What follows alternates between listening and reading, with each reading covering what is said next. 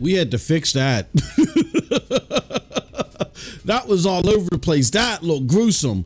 Hey, what's up, everybody? It's your boy MM2K of PNTS Network, Cloud Dosage, Geeks, in the Hard Knock Digital Culture, you name it. Let me fix this. I want to change this. PNTS CDO and Geeks. I'm everywhere, man. Let's just flaunt the flags. Let's flaunt them, man. Let's see. PNTS CDO. We got to put one more bracket right here. Yeah, man. Let's do it. I like that. All right. Let's put that out there. We're back again with another show. We're back again with another episode of NRO Mic Check. This is going to be a great show today. I got some cool stuff to talk about. As soon as I fix my banners and all that good stuff. Today's video is called. Oh, let me grab it from the from the title thing here. Now let's post that right there. Let's close it. Is that, will I save it? Yeah.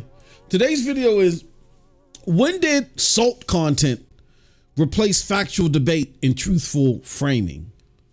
That's a lot to try to gobble up. Didn't say that fast 5 times.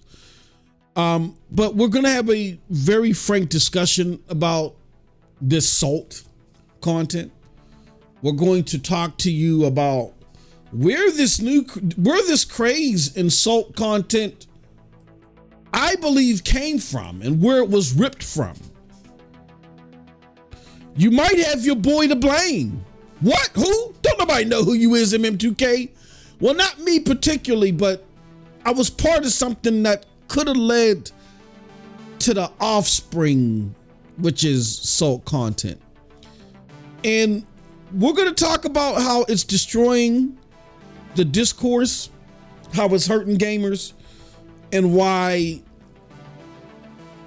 we're getting to a point now to where you're really going to have to barrel and buckle down on the places you go for your gaming content.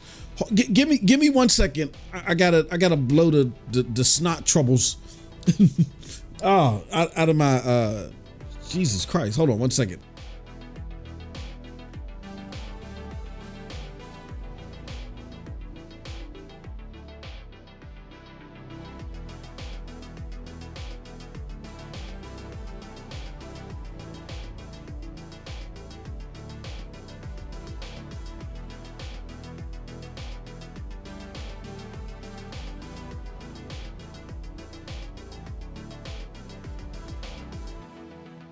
Sorry to be gross there.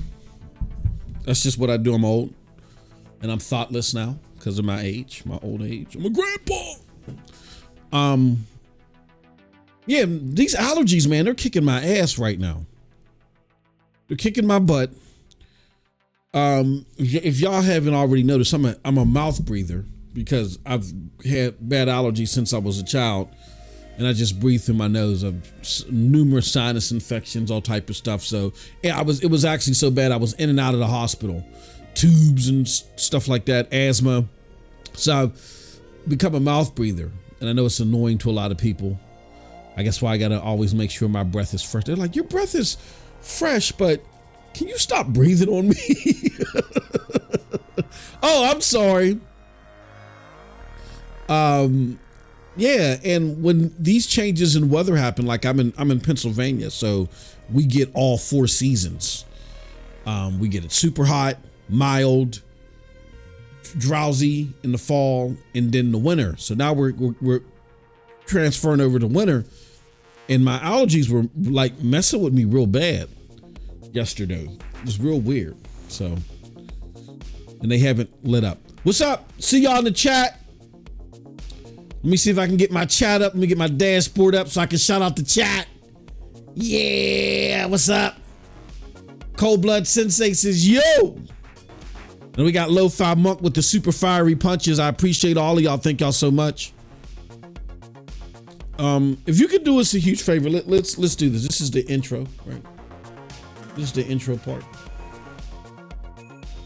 Can you do us a huge favor? Let me show you guys something.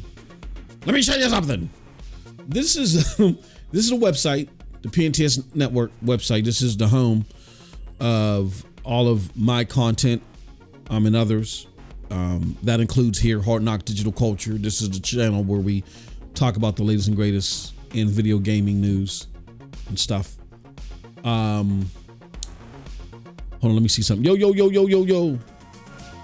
Okay, yeah, I wanted to make sure my mic filter was working. So we talk the latest and greatest in video gaming news. Let me know, is the music okay? Is the music audio levels good? If not, I can turn them up. We do all of our content under the PNTS Network family of content provision, whatever you want to call it. That includes here Hard Knock Digital Culture, MM2K Gaming, Cloud Dosage, and now Geeks. Shout out to Geeks, man. Geeks, I'm very excited about. I'm proud of everything under this umbrella. And I'm proud of their own independence, like Cloud Dosage. They do their own thing. You know, I'm doing my own thing with MM2K Gaming, Hard Knock Digital Culture. But Geeks is my baby with my brothers. It's our baby. So what would we consider Geeks? What was that? Was that my two dads, or my, the Men and the Baby? Men and the Baby. I'm telling my age. Go look up that movie. It's called Men and the Baby with I forget the people that were in there. Some famous actors from the 80s. Check it out. It was one of the cool adult movies from back then. So Geeks is the baby of Lo-Fi. See him in the chat.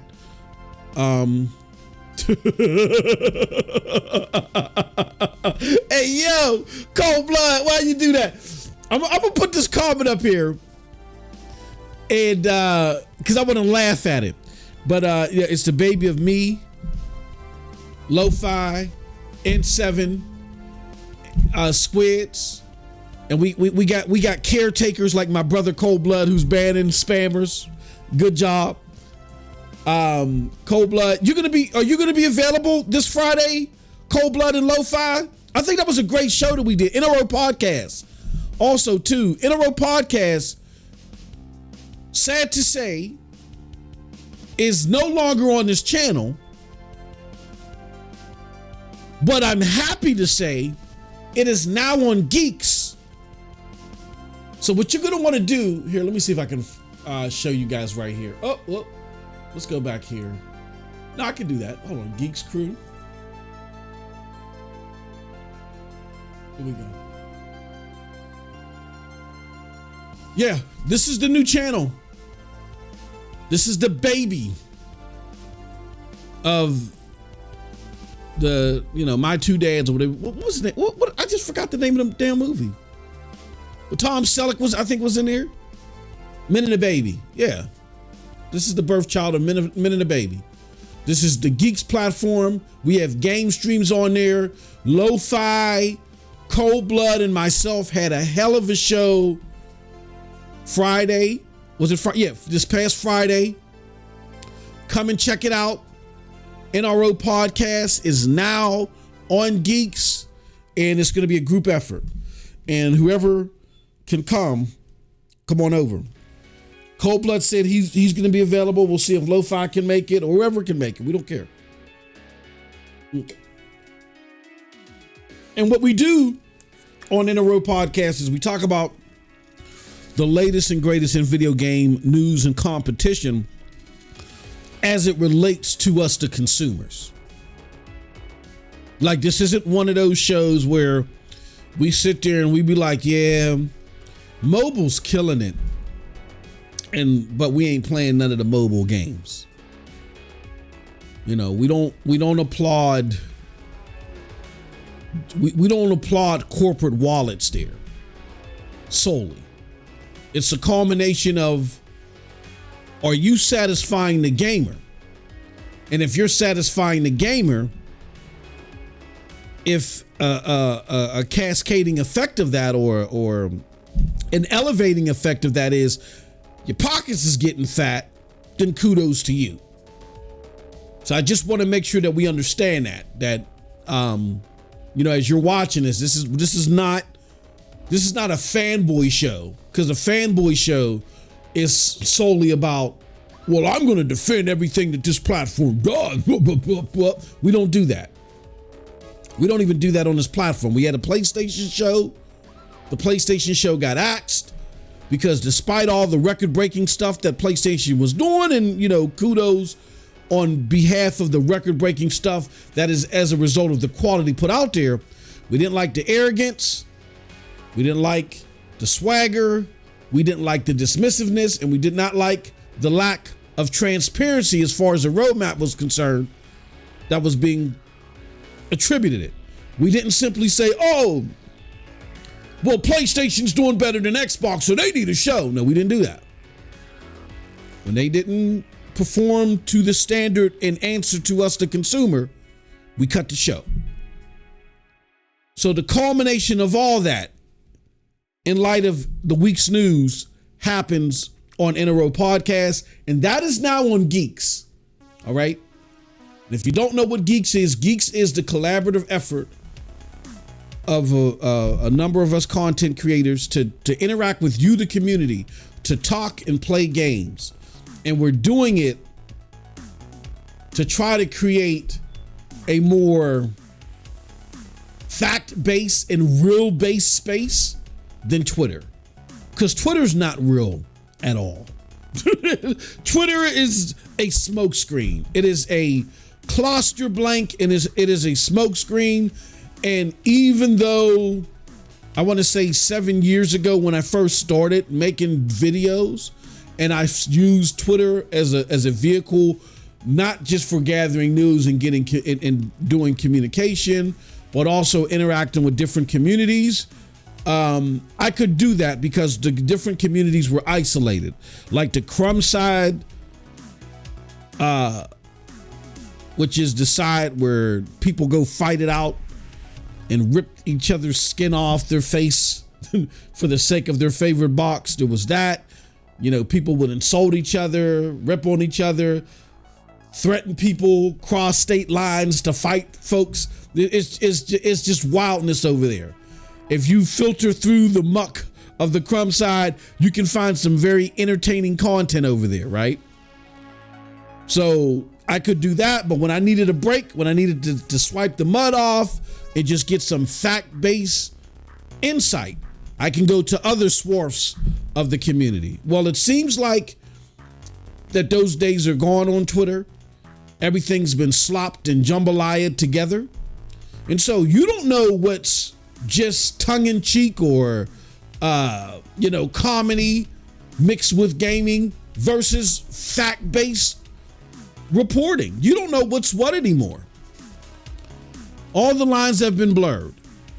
So gamers who just want to be in the know no longer have a safe space to go to. I hate using the word safe because I don't want to make it seem like we're victims. You know what I mean? We're running from an abuser. But, for those of you that are looking for information, you're suffering right now.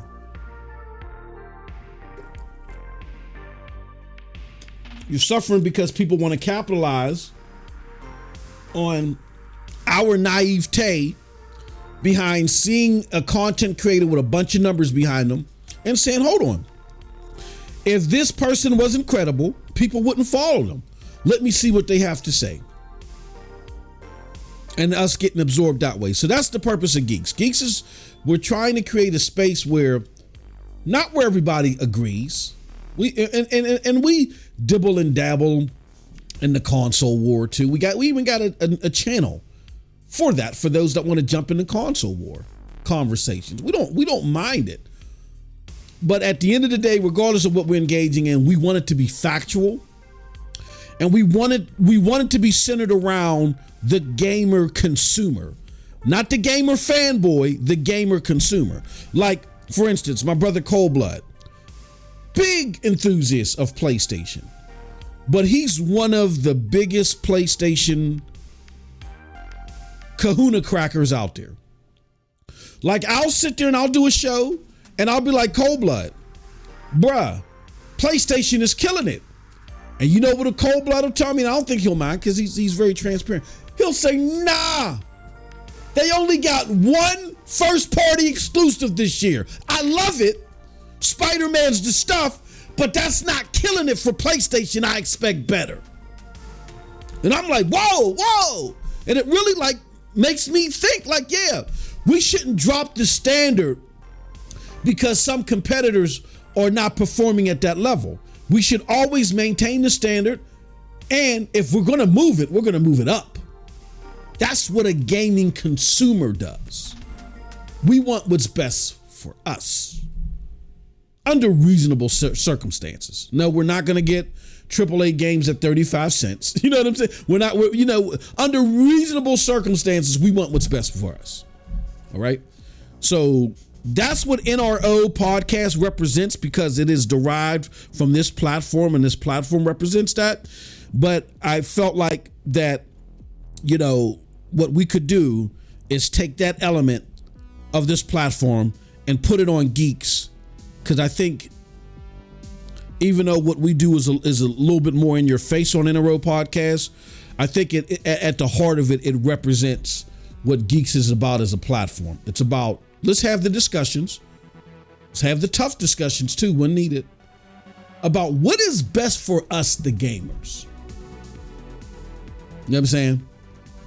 And we had a hell of a show on Friday debating that, talking about Xbox, PlayStation, Modern Warfare 3, and other things. And we're going to do it again this Friday. So come and join us over at Geeks Crew on Twitch. Join the Discord. I'm going to pin the Discord here. Come and join us, man. Like the Discord, look, if you go over to Geeks Crew, hold on, let's go to About right here. Let me see if I can copy the link. Here we go. Join.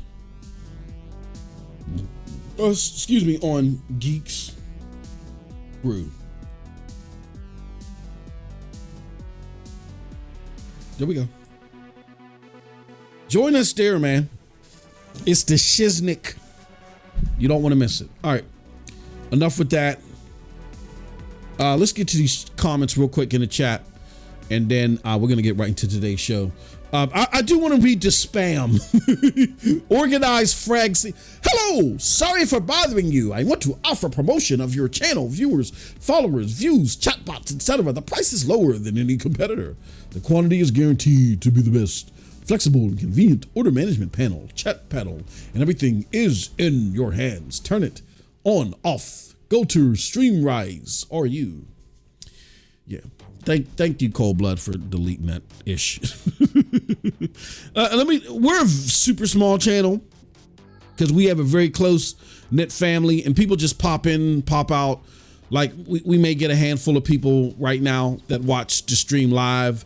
Others, the majority of our watchers watch it on VOD, which is cool. And we do it this way because we want to build a community based upon people that don't necessarily agree with what we like, but agree on the main central focus, which is we're keeping it real and there's no agendas here. So I'm going to tell you, as a small creator that's been doing this for a while, you see this stuff, don't even engage in it. Matter of fact, what Cold Blood did was essential. It needs to be blocked. It needs to be blocked because I known people that sat there and gandered at it and participated in it, and it ended up ruining their channel because all it is botting and using scrupulous means to try to raise your views and stuff like that, and then they've held people at hostage. Like, yeah, well, now that we raised you up, 2,500 views. You get rid of us, 2,500 views will be gone, and it's going to send a signal to your channel, so you better keep paying us. It's like a form of, hostage negotiation or whatever you want to call it. So yeah, just avoid it. Cold Blood said yes to him being available on Friday. Cold Blood, I will get you the script early. And I got an idea, Cold Blood, because what I want to do is I want to give people an opportunity to watch, to look beyond the veil. If you guys don't know, I got to give my brother his flowers right now. The reason why Cold Blood is here at every NRO podcast is because behind the scenes, he's like, Moss, don't talk about that. You need to talk about this. And it's not like I don't know what to talk about. Y'all know I can talk forever. But again, this platform and going into Geeks is all about, hey, how do we capture the sentiment of the community and talk about what's best for gamers? So a lot of what me and Cold Blood are, what I end up discussing, and now Cold Blood is on the panel, which I love, is going to be part of the discussion. I hash out with my brother beforehand. Now, sometimes I listen, sometimes I don't, but more often when I do listen to my brother, he's right, and it ends up becoming a great show. So I would like to be a little bit more transparent with that process. I'll talk to Cold Blood behind the scenes about it. We might do a show like that where we're building what's going to be discussed on NRO. We're not going to get into the show. We're just going to build it, and we'll build it with some of you guys that are part of the Geeks Discord. Like if you're part of the Geeks Discord or you're part of the MM2K server Discord, we'll build it with you.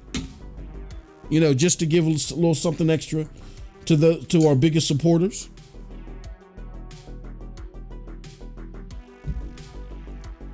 Yeah, we can do that. I'll get your thoughts on that, Cold Blood. We can take it from there. Yeah, Cold Blood says safe space. Nah, that's why I didn't want to use that. I didn't want to say safe space because that sounds like it didn't sound too right. This is the podcast is called NRO, which stands for New Rugged Order. It's a podcast that's centered around hardcore games. Me equate that to safe space. That's like an oxymoron. So yeah, that's why I didn't want to say it. I'm jacked up on caffeine. You didn't know this already. He said you get the full debodification program if you step up to me. Oh man. Yep. And join us. Make sure you join the Discord now.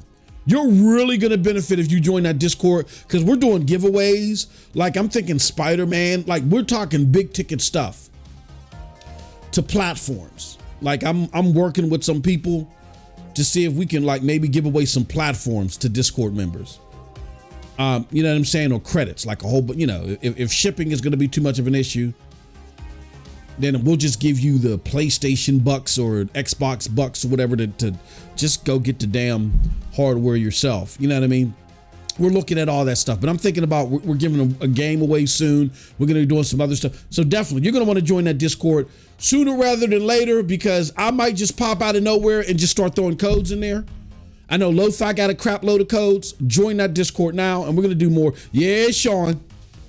Yeah, and Sean, speaking of codes, I still got that one code that you gave me that I got like, let's put it like this. And to be fair, to be transparent, I may feel my personal way about certain platforms, but I'm still going to conduct myself professionally and cater myself to the people.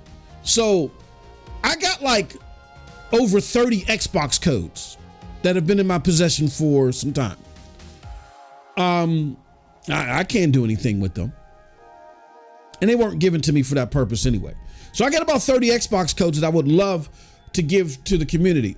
Get your ASSs over to the Discord. I'm giving them out there. I might save a little bit for few of them from my Discord, but the majority of them are going to be given out over there. So again, if you're an Xbox gamer, come on over to Geeks, and we're going to start randomly. I'm going to start randomly just giving out codes. Yeah, I think that's what I'm going to do. I'm going to start randomly giving out codes. And what I should probably do, Cold Blood, if you want to help, is I'll give you a crap load of codes. Because what I'm going to do is I'm going to integrate the Discord chat. And as we're talking, you can just drop codes in the chat, man, in the Discord chat. I appreciate people watching on Twitch. But again, like I said about what we're seeing on Twitter and some of these social media networks, it's a cesspool of misinformation.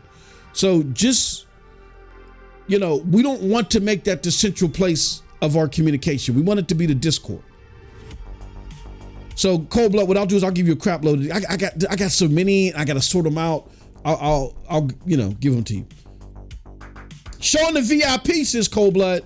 Sean says, I have some other codes too, I think. Oh, okay. All right. I appreciate it, brother. I really appreciate it, man.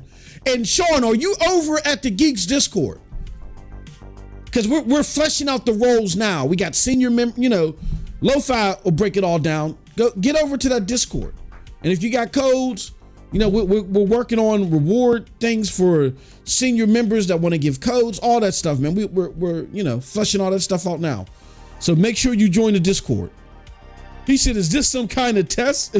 A test of what?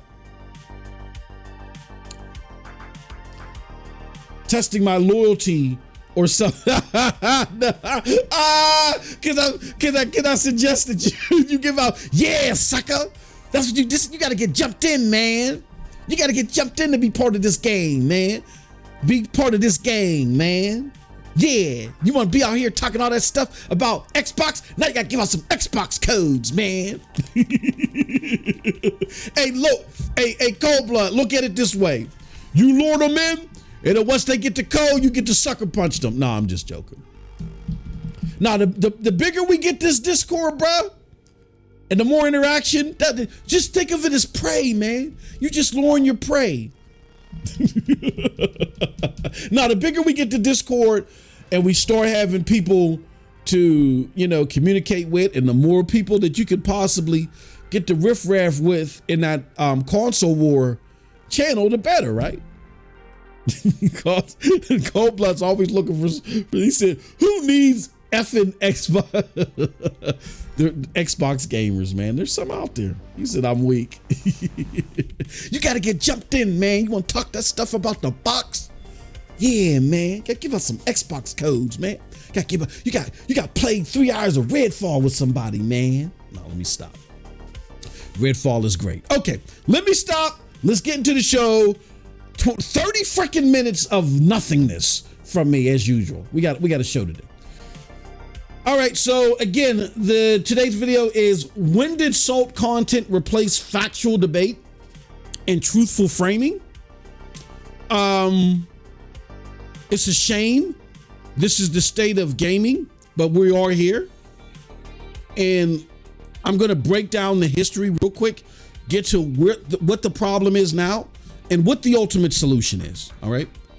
So first and foremost, let's deal with section 1. This war is not new. For those of you that are a little bit wet behind the ears, the console war started way back in the day. Now, I've been a gamer of 35 plus years. I told y'all earlier, I'm a grandpa. All right. But I know my gaming. I know my ish. I done played everything from the ColecoVision up to the PlayStation 5, right? Blaster Master, Metroid, Galaga, even Pong. I played it. I pretty much played it all. All the big titles out there, or pretty much have been through my hands. Games that have been made before most of you even were born, were a twinkle in your parents' eyes. Test tube or whatever. Let me stop. So with that said, I've watched this thing evolve from the little seed that it was to the sprouting tree that it is now. And back in the day when we used to so console war was always a thing. Why? Because people have to make choices as a consumer. And whenever you make choices, people always want to prop up their own choice. I make the smarter decision. That's with any consumerism. You got Ford versus Chrysler, or Pepsi versus Coca-Cola. I remember a guy that I used to work with when I was managing, before I got into my current project management stint, when I was like managing managers and other people. We call them unit managers. Another unit manager of mine had caught wind that I was doing content creation. And he was like, break this down to me, man. He said, he's like, what is so lucrative about this? And I was breaking it down to him. He's like, there's nerds really battling over which is the better game. And I'm like, yeah. And he's like, you know what? He's like, let me back up, MM. He's like, because dude, and he's from out the sticks. He's like, yeah, there's Ford and, there's Ford and or whatever, Chrysler debates all the time who makes the biggest pickup trucks. He said there's debates everywhere. So he said it makes sense. It just blows my mind because I'm not a gamer, that there would be this type of infighting. But he was like, you know what? It makes sense because it's just a consumer product. So you're always going to have people not necessarily fighting, but trying to compare and boost up their consumer product over the next one. The main difference is back in the day when this was happening, even in the 80s, like ColecoVision versus Atari 2600, which was better, with Commodore, Coleco, whatever. When people were doing this, they still went and played the other one. Yeah, this platform is better. But we still went over, hey, look, man, oh, you got the Commodore? Oh, let's see what's going on over there. We go across the street, play that. It wasn't like, stay away from me, There was none of that. We embraced it. We just were hedging bets on what we felt like A, was doing the most for the customer, and B, because of that, which one would come out on top. That's all it was. It was just hedging bets. It was just hedging bets. It was like if you're doing stock. If I'm investing in McDonald's or Burger King, and I'm like, oh man, I'm not putting my stock into Burger King because McDonald's logistically does this. Does that mean I don't go to Burger King and eat? Burger King could be my favorite place. But I could be like, damn, I only see like a Burger King like once in a while, where every 5 feet I go, I see a McDonald's. Of course, McDonald's is killing it. I'm not wasting my money on Burger King, even though I prefer, you know what I'm saying? So that's what it was like. That's what the console war was like back in the day. It just meant you had to have choices. Video games back in the day were solely entertained by children. They were made by adults, of course, but they were solely consumed by children. Statistically, when I say solely, I don't mean literally. I mean, like when you look at the statistics, most of the consumers were children. Did have adults buying them, like my uncle introduced me to those systems, but the majority of them are being consumed. We're being consumed by kids. It's not like how it is now. Like we're now, the average age of the gamer is in the mid-30s. The average age of the gamer today is mid-30s. It's the average age. Wasn't like that back then. So because of that, choices were being made because parents were the main ones buying these consoles. We were the first generations, and parents didn't know nothing about this stuff. They didn't understand this stuff. Video game, what the hell is, okay, all right, Timmy, you're getting one. They didn't understand it. So there was choices being made. You weren't getting, unless you were ultra rich, you weren't getting, even if your parents had that money. You got one, what's the difference? You got one, you got them all, right? So choices were being made. So of course, you want to prop up your choice, and you're like, oh man, my Coleco's better than your Tandy or whatever, you know what I mean? So that was what was being said vocally, but it wasn't influencing our playing habits. Because what ended up happening is we talked smack about it in school. Then after school, okay, Tuesdays, we're going over to Timmy's house to play the Commodore. Wednesdays, we're going over to Jonathan's house to play ColecoVision. Friday, we hit over Sammy's for Atari. That's the way it worked. So it was just rhetoric, was just hedging bets and ish talking, but it didn't influence our playing habits. You know what I mean? So that's the origins of the console wars, was always there from the 80s on. Things started to change though when PlayStation came on the scene. Because PlayStation came on the scene with a roar. And a lot of you that are PlayStation fans now, hear me out, because you're not going to like a lot of what I have to say, but it's the truth. You just got to trust me on this, because the archives aren't accurate. Like I go to my kids all the time and I tell them, you can't get everything from my era. You can't get it relayed accurately because the internet wasn't available back then to capture everything. So anything that's being transcribed from back then and put on the internet now is someone's singular perception. And a lot of times that singular perception is wrong. It doesn't give you the full picture. Here's what I'm telling you.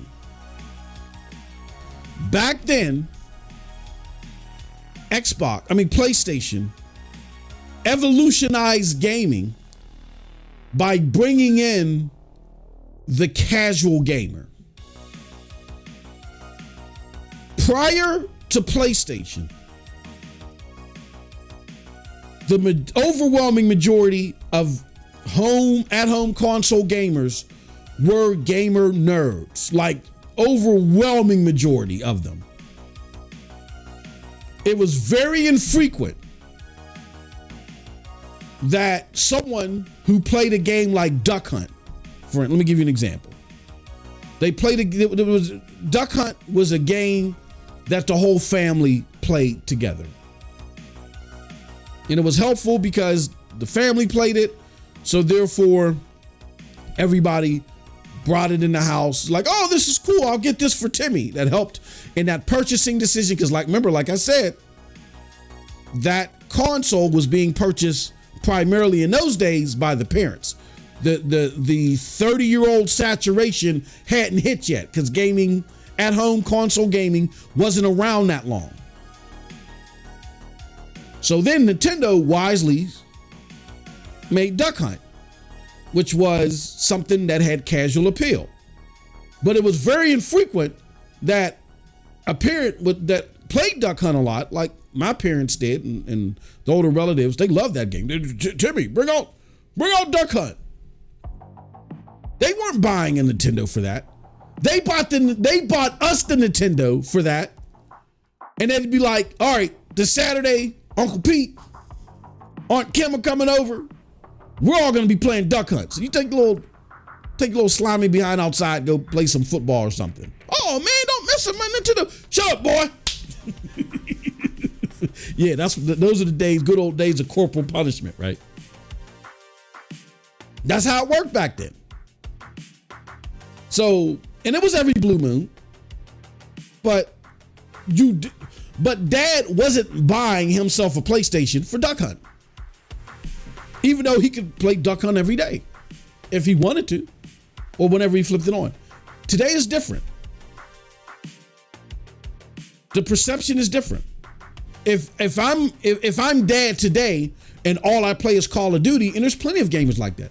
All I play is Call of Duty, even if I don't bust it out every day. Let's just say if I only get to play Call of Duty once every 2 weeks, like my business partner. I got a business partner and he has an Xbox. He plays sports games, mainly Madden. He only busts out Madden like once or twice a month. His kids that are at home, they have an Xbox. Why don't he just play direct? No, because now it's more feasible. It's more plausible that, hey, I'll just buy me a separate Xbox, because that's a normal thing now, where back then it wasn't normal. So before the PlayStation came, you had casual gamers that entertained gaming to a degree, but they weren't really in the market. They bought this stuff for their kids, they opined here and there, and went about their business, to where now casual gamers flood, and they are the majority of the gamers in the market. Why do I say that? Because core and hardcore gamers buy games regularly. Casual gamers only buy 2 games a year. No, I'm sorry. Let me take that back. That wasn't the accurate framing. Core and hardcore gamers buy games regularly. Casual gamers might buy a game every year if there's an annual release of it. And that's it. They'll trade in last year's version, they'll buy this year's version, and they just go about their business.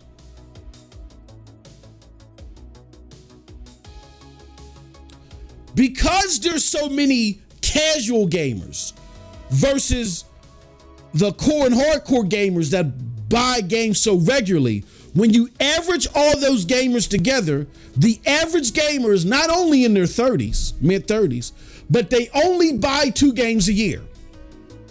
That may sound ridiculous to a lot of us who are playing and buying games in a year like 2023, where it seems like every time we blink, there's a new game of critical acclaim out there. Yes, even in a year like this, the casual gamer is only buying 2 games. They're only buying 2 games a year. No, I'm sorry. The average gamer is only buying 2 games a year.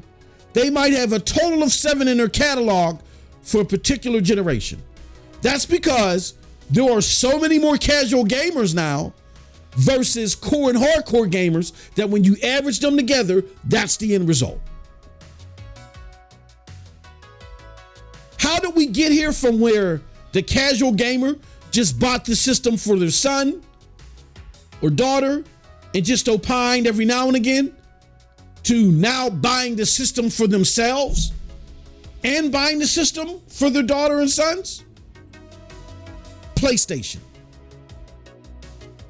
PlayStation broke the nerd wall that was associated to at-home console gaming. When PlayStation hit the scene, their advertising and marketing was focused solely and purely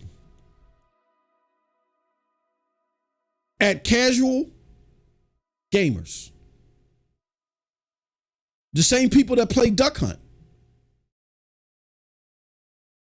You ain't got to buy this for Tim anymore. Buy yourself a PlayStation. Buy the family a PlayStation that you play regularly. And look, we got a slew of games that are for, and experiences that are for you. And then in addition to that, they showed hardcore gaming software, but they didn't have to focus marketing on us because we already knew what games would come. We already had our channels, our magazines, the nerds, the core, and the hardcore gamers. We already had our channels to know what was coming out. So PlayStation started marketing and started tantalizing the casual gamer from just buying Duck Hunt for Timmy so you can sneak in there once a month to play, to now, hey, look, now you can buy your own console. I remember watching PlayStation marketing with my aunt, and she was one of those people. Yo, thank you very much. Appreciate it, Jonathan, for the cheers. let me put up what my brother Jonathan put up there. He says, cheer 245, my tithing. Thank you, brother. And he says, this MFer's preaching today. I'm trying, man. Because look, We gotta let people know how this all started. When you don't know your history, you don't know where you're headed. If you don't know where the path originates from, then you don't know what the purpose of it being designed for and where it's going to. That's why knowing your history is key. Because when you sit there and think about why was this path designed, then you know where it's likely going. And when you know it's likely going, you know what type of things that could trip you up and what to look out for. So if you know that companies are doing certain things because they saw what happened way back when the trail started, and they were like, nah, we're gonna pilfer these mugs now by using different tactics, you can catch on to that. And I don't want to go too off course, but I just want to answer Sean's comment. That leads to why I am so critical of platforms like Xbox when they say one thing, but they do something else. What they're actually doing is they're looking at things on how they used to occur. And even though they were very consumer friendly and really worked out for the gamer and worked best for the gamer, they said, nah, we're about our coin. So even if we got to uproot this culture, break the soil up to get the natural resource for us, that coin, we gonna do it. We just understand that we got to frame it a certain way. We got to use certain marketing. We got to say it we got to not say this, but say that to throw you off our scent of what we're trying to do.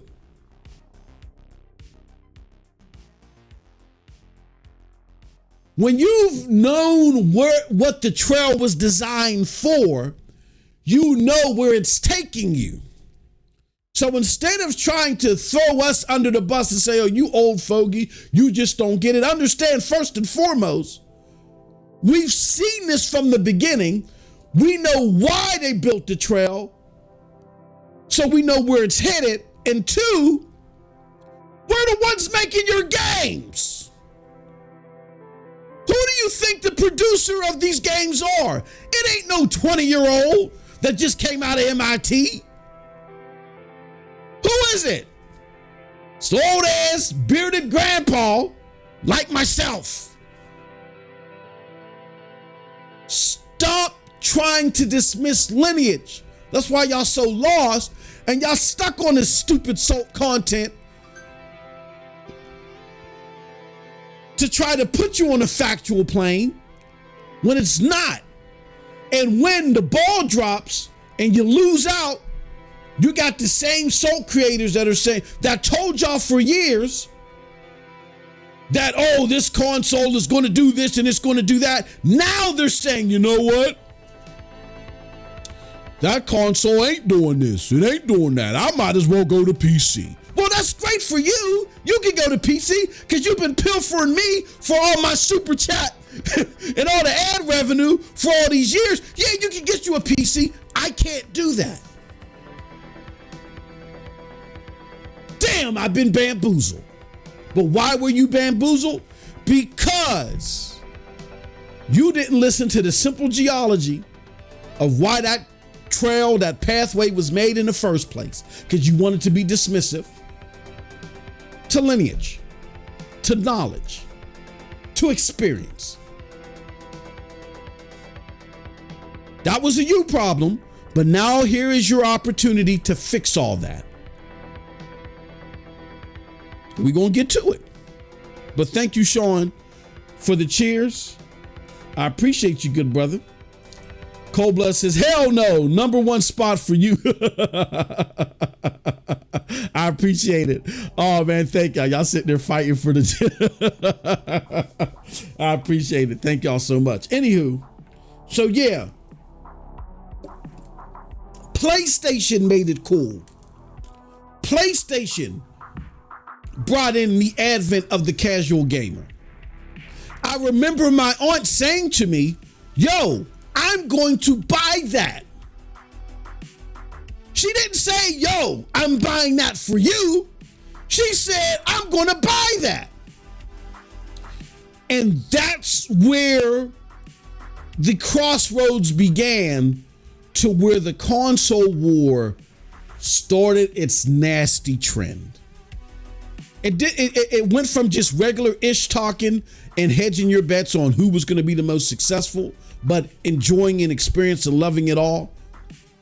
It went from that to start having the seeds of nastiness, to where even back then when PlayStation came, it was all about, I ain't touching that. I'm not getting down with that. I don't really rock out with that. There might have been a few exceptions. Yeah, this game I like, but I'm not buying. I'm not messing with that. Why did that start? For the same reason I just told you. When the hardcore nerd gamer like myself had the casual old fogey aunt of mine turn to me and say, I'm going to buy that, that sent shockwaves through my body. Why? Because now the thing that the precious nerd boy like myself, who the safe space where when I wanted to nerd out and get into some Rampage, some Altered Beast, some Streets of Rage, some, whatever arcade, go down to the nerdistry, looking at my Nintendo Power, whatever, that culture I knew from then on out was going to be broken up and dismantled and was never going to be the same or as pure as it used to be. Let me give y'all a different analogy. Maybe some of you, but follow me. Some of y'all may not understand. Hip hop or rap music. Let me say rap music. I won't say hip hop. We're not going to get into what's the difference? Well, that's a whole nother podcast for a whole nother channel that ain't even been made yet by your boy. But rap music, it may blow your mind that rap music was not always popular.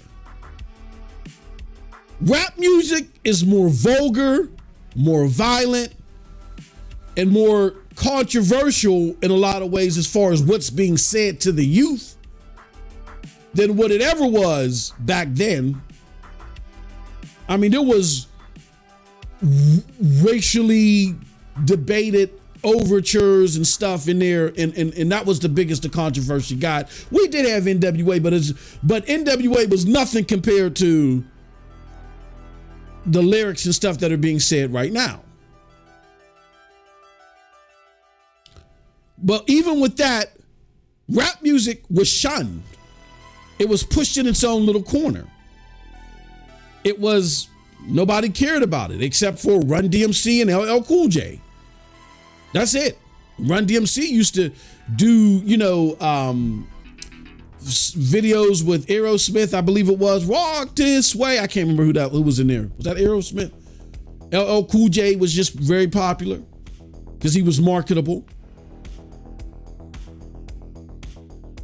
And that was it. Outside of Run DMC and LL Cool J, nobody cared about rap music. They didn't start caring until record execs started looking at the East Coast, West Coast beef, which had rap music skyrocket in popularity because there was drama behind it. Tupac versus Biggie, Too Short versus Mobb Deep and all that, you know what I'm saying? Like you may not know the names, but you got to look it up. When rap music started to skyrocket and that's why I said you cannot go by what the internet says now, because the takes that are being generated are from certain singular perspectives that are not accurate. Trust me, I was there at the time. The East Coast, West Coast beef was real. It was real because East Coast rappers West Coast rappers rapped a certain way. They rapped about gang banging and all this other stuff. East Coast music was a little bit more diverse, a little bit less rugged or whatever. But the East Coast music got all the airplay. Where the West Coast rappers and stuff and the Southern rappers, they had to sell their music out of their trunks. They had to be independent. They had to sell the cassettes and stuff out of the trunks. They wasn't being played on Rap City up until the early 90s. Unless you were Dr. Dre, NWA, the overwhelming majority weren't getting played. So what then happened was it started a resentment. Because the West Coast rappers like, we ain't getting no airplay. We gotta super hustle to make our money. But then the East Coast rappers were like, well, y'all stuff is garbage anyway. And y'all making money. Y'all making way more money than us. So what y'all complaining about? It caused the beef. Then when West Coast rap took over in the form of gangster rap, and then they started getting the airplay, East Coast felt more suffocated because they was like, well, damn, at least we had the airplay. We ain't making the money, but at least we was getting the airplay. Now we ain't even getting the airplay anymore.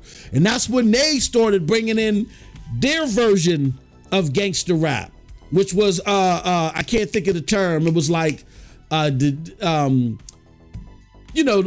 be the mafioso or whatever. But it wasn't until MTV, when all this stuff was brewing, then MTV got interested, because MTV never played rap music outside of LL Cool J and Run DMC. And when MTV, outside of Rap City, no, not Rap City, MTV Raps, it was a little 30-minute show that they played every Friday.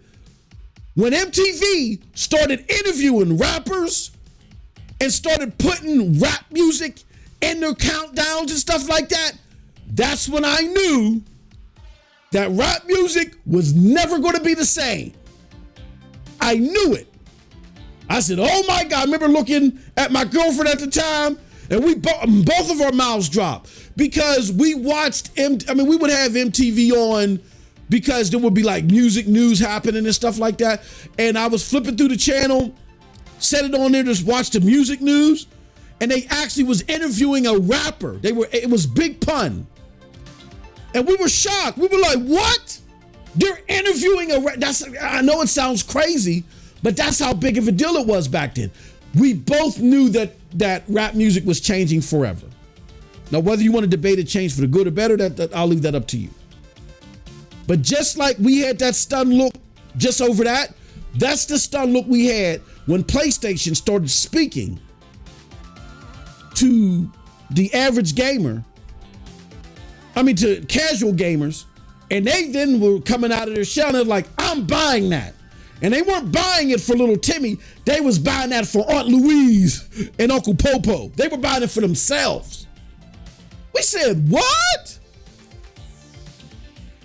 And that's what blew open gaming.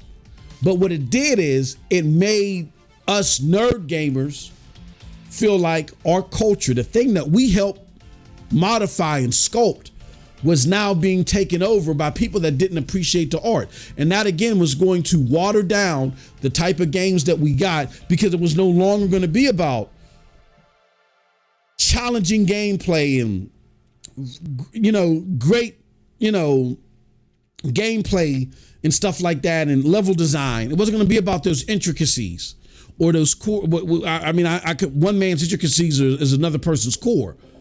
But those core things that really make a game, it was going to be all superficial. What looked flashier?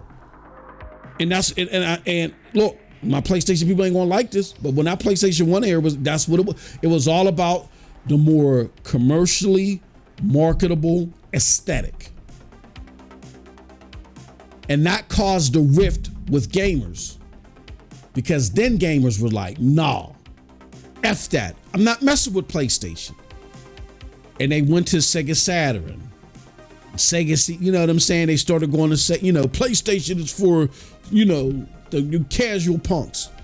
But what ended up happening was there was more casual people than there was hardcore. And that's because PlayStation was making gaming look cool. So, and here's the thing that y'all got to remember. When we were growing up, Every kid did not routinely play games. Every kid didn't routinely play games. There was this thing called outside. So most just went outside, played real life stuff outside. Every kid did not routinely play games. Or every kid didn't routinely have a game system. It's way different from what it is now. At best, what happened is somebody in the neighborhood had a gaming system. And every now and again, we would all go over there and play the games. But not every household had a gaming system. It's different from what it is now. Everything's a gaming system now. It wasn't like that back then. Again, somebody in the neighborhood had the Nintendo or the Genesis, and we would go over there once a week to play the game. The mother would get tired of us and kick us out, tell us to go play. You know, that's how it worked back then.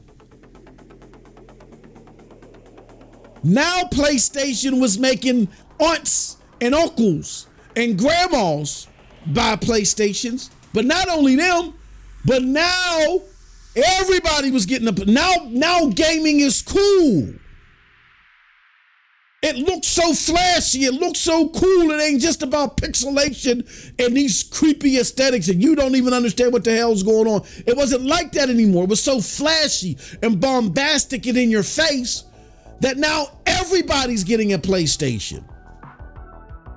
And then PlayStations were being made so cheap. I think at one point in time, the PlayStation 1 went all the way down to $79.99. Everybody was having a PlayStation in their house. PlayStation was killing its competition. It was eradicating them. It was destroying them. They were gone. Nobody, not even the mighty Nintendo, could mess with PlayStation in the home.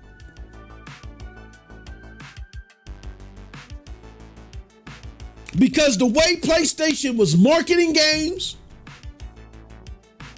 and associating their games in a lot of ways to your favorite cinematic experiences, the way that they were being marketed, it spoke more to gamers than even Mario when it came to in-home gaming. And even though Nintendo was still killing it with handhelds, there are way more people that plausibly would hook a unit up to their TV and play it versus people that game on the go. So because of that, Nintendo was the king of general gaming.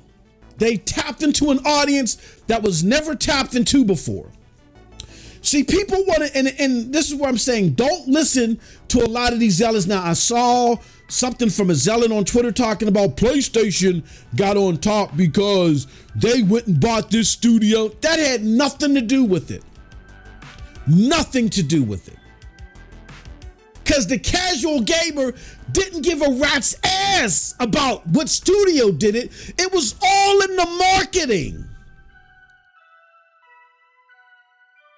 PlayStation birthed the at-home casual gamer. And the at-home casual gamer don't care who is producing what.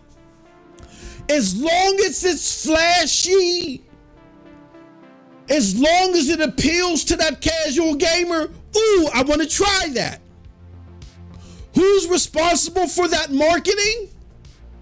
It's the PlayStation people and their group of producers and marketers. Excuse me, I've got the hiccups. Hold on, let me get some water here.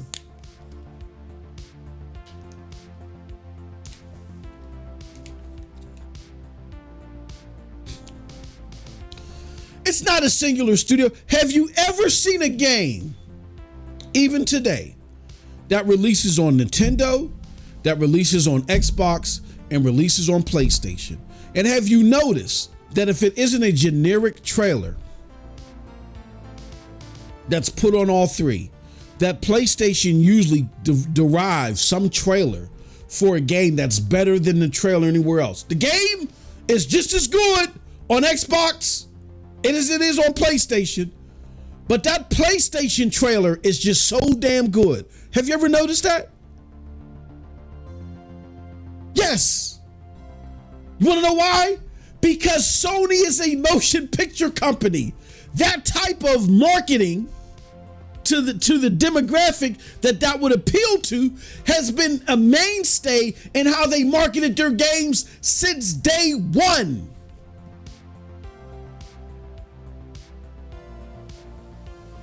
And what that rift caused is because so many non-nerd, non-lineage associated gamers were now coming into the foray, that caused a dissent. It caused a dissent from us more hardcore gamers versus now the new gamers, whether they were the casual gamers or the Timmy Juniors or Timmy the Thirds, who were growing up now with gaming being cool and them associating cool to PlayStation. So now everybody wants to game. But there were certain fundamentals and things and expectations within games that a lot of us more hardcore gamers just felt like was lacking there. But again, the marketing in the PlayStation games was so much more accepted from the general audience that we didn't matter. And that's why everything that came against the PlayStation failed, except for the Xbox 360. All right, I'm gonna get into that in a little bit. But that's how we got here. It was the PlayStation's dominance based upon the marketing, and it had nothing to do with them. They bought this studio. Shut up. Anybody that's telling you that is an idiot that A, wasn't old enough to experience the lineage or doesn't really even play any games. They don't play games now. They didn't play games back then.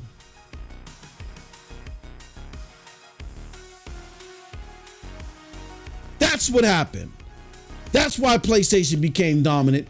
And that's when the console wars started to get a little bit testy, because you had that's when the anti-PlayStation sentiment started to build. And I know because I was part of it. I did not like the emergence of all these casual gamers or gamers that's growing up on PlayStation now coming into the foray, because I and others felt like the quality aspects of games were now being watered down because it was all about the cinematics. Like the challenge that was in games started to go away, we felt. AI in PlayStation games we felt like was just stupid. Or the AI in games that they celebrated it was all about flashiness and it was all about cinematics. That's why PlayStation games were called cinematic walking simulators. That's where that came from. That came from my brass of PlayStation dissenters hating on the PlayStation product. That's where that PlayStation dissension came from.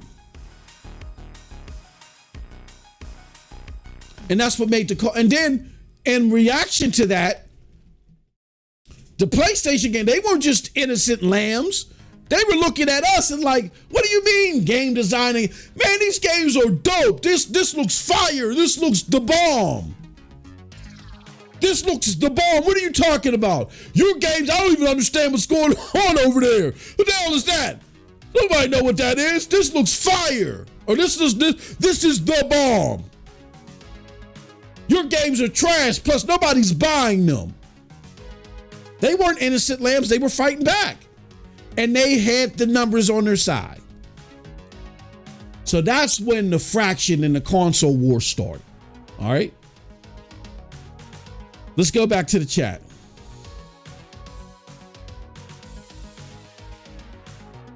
Jonathan said, good, I'm the captain now. Cold Blood says, okay, today you get your W. He says, I'm not that petty. He says, good, because I'm broke till Thursday. He said, Cold Blood is helping out most. and his goal here. He says, we want this to go bigger than what it is now. I appreciate that. Thank you. He said, that was my, well, I'm not twerking it. I don't think you want to see me twerking it. Bend over and rip my boxers. I don't think you want, I ain't twerking it. I ain't getting them type of angles from me. I'm sorry. This is why y'all need to join the Discord. And I'm looking at you, Jonathan, because I'm looking at it right now. Hey, look, you're exposed, bro. I'm looking at it right now. This is how I treat my supporters. He was the biggest. He's been the biggest supporter today so far. This is how I'm treating him. I'm looking at the Discord right now, brother. I don't see your ass in there. Hold on, let me refresh it. I'm gonna refresh it. Oh, he still ain't. Look at him, man. He ain't in there, man. And look, Cold Blood is playing Star Ocean while he listens to us. That's what's up. I appreciate that. Nah, I'm just messing with you, Sean. I know you're gonna join. Trust me. And you'll be happy that you joined.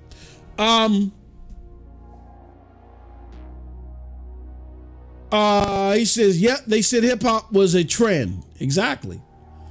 He says, what's my favorite word? Bill. So I appreciate it. So okay. So that's where we oh, he says, I'm in there? Oh, okay. Oh, maybe it's because you're not active. Oh, duh. I'm sorry. Hold on. Oh, man. Hey, ain't no refund, Sean. I ain't refund. It says 6 members online. Because I was looking at that like, hold on. I know we got more than 6 members.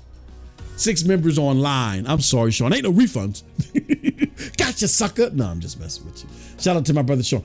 Hey, so if I'm lying, I'm flying. Let me know.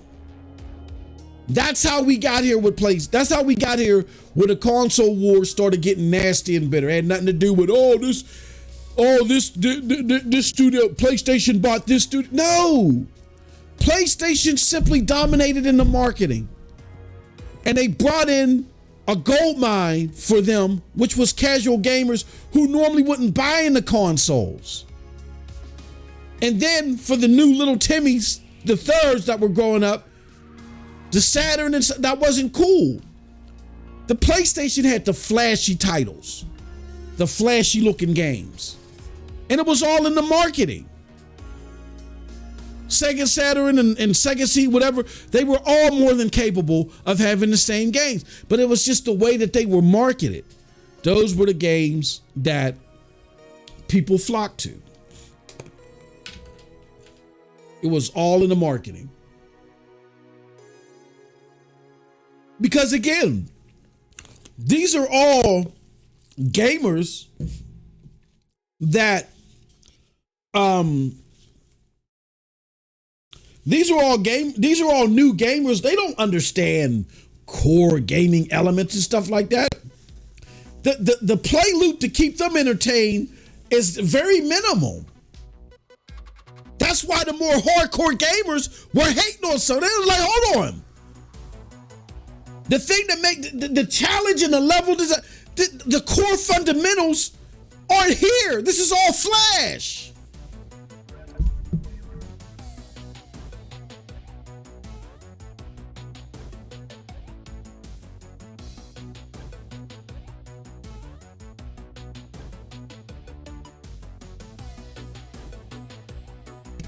Now, what Sony did later to try to start winning over some of those gamers is then they started partnering with some of the more popular third-party developers to put the final nail in the coffin.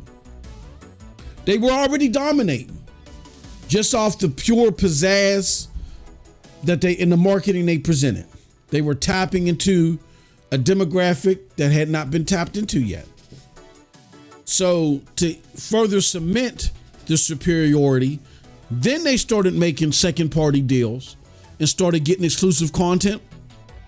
And by that time, Sony didn't put a gun to anybody's head. Capcom and all these developers, they were looking at how well the PlayStation was selling versus the other platforms that they supported back in the day. And they said, hell yeah. It's like if you have a lemonade stand, it's just common math. That's why I said you can't listen to these zealots on on smut Twitter. That's smut Twitter. Smut X. That's why it's called X now, really. It should be called Triple X because it's not but smut. It's not wholesome info. It's smut. The reason why the top creators were going to PlayStation is because PlayStation was dwarfing its competition. And to solidify its dominance, they knew the walking stick they were moving with. PlayStation said, look, you want to put your game here on our platform? Sure. Put it here only. Put it here only. We got you. Guess what? Developers was like, no problem for us. Because they weren't like, oh man. You mean I can't develop for multiple consoles? Especially another console that you're dwarfing 10 times over? Meaning more porting I gotta do and more development costs for me? You mean I just gotta develop for a singular platform that is selling way more than its competition? Oh man, I don't want to do that. Get the hell out of here. They were running the PlayStation. They love to do that. PlayStation, they weren't being forced into this. Again, less development costs, less porting. You just appropriate yourself to a singular system that's destroying its competition. It was a dream for these developers. They've never tapped in so many gamers in their lives. Never.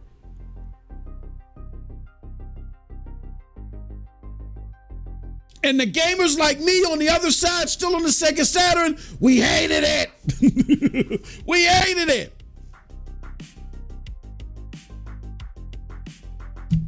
That's how we got there. Now, PlayStation is dominating. They're destroying its competition. Sega can't hang with them. Nintendo can't hang with them. Sega gives it one last heave-ho. Early 6th generation. PlayStation slaughters them. They give up. They start working with Microsoft on technology that they used in the Sega Dreamcast that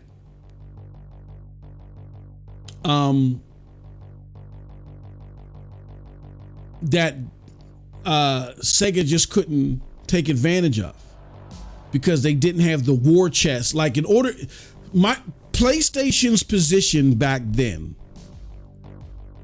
was so mighty that you had to have a war chest in order to put a dent into it. You had to have a war chest in order to put a dent into it. Sega, who was just making money off of games, Nintendo, who was just making money off of games, that audience wasn't big enough to buck with what PlayStation had. And again, PlayStation is a sub company under Sony. And back then, manufacturing and other devices that Sony was into was still so big that, they were all kind of like on equal footing, and they were getting a lot of support from investments from other revenues that were coming in, right? They had a clear-cut advantage over their competitions because of their associations with Sony. They could get cheaper parts. They had the marketing, right? They had the marketing under. I mean, they could just outperform because of that. Their war chest at the time dwarfed their competition because of all the other things that the parent company Sony was into. That was until Microsoft came. When Microsoft hit the scene, Microsoft didn't even care about gaming. And this was all repurposed and documented in the Power On series, I think it's called. The Microsoft documentary that came out at the beginning of this gen. Which I feel like you know how I feel about Microsoft and how they cascade information, but I feel like the overwhelming majority of that history telling is accurate. So it's a great series. Go check it out. Go check out Power On.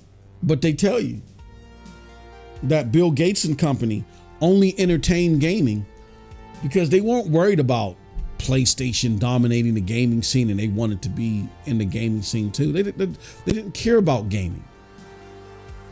They cared about Sony through the PlayStation taking over the living room. Because Microsoft, through Windows, was trying to take over the living room. Back then, when technology was not where it was at today, when it wasn't cloud and Wi-Fi and all this wireless, this and that, for your technological entertainment, you had to go to the living room. You went to the living room to play on the main computer most times. You went to the living room to watch TV solely and to play your most of the technical hub was in the living room. And I know it wasn't like that in every home, but in the majority of homes, that's where the technical hub was. And what Sony was doing was, through the PlayStation, they were building a device that was cheaper than the home computer and was a lot more user-friendly than a home computer. It was growing in its capabilities to where they were prototyping the PlayStation 3, where, if you know the history, the PlayStation 3 was supposed to take over your fridge, your toaster. It was supposed to operate your house from your living room. From what you see from Alexa today. That's what the PlayStation 3 was supposed to do. The PlayStation 3 was supposed to revolutionize that, what you see from Alexa today. And they were the only company at that time that had the capability, because of the limitations of the technology and the saturation of the PlayStation brand in the home in the first place. So you have a machine that has casual appeal already because of how they market their games. You integrate the capabilities of running your home through that as well, and you have something that nobody else could touch, even Microsoft, if that gets off the ground.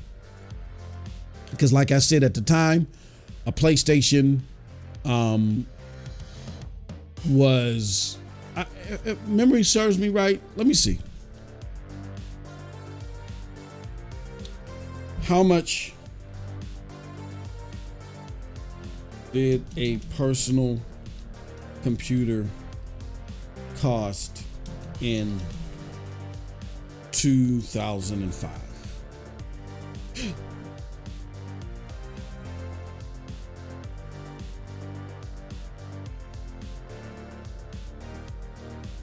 Oh, okay. All right. So here we go. We got something from the Statista. Excuse me. Okay, we accept all.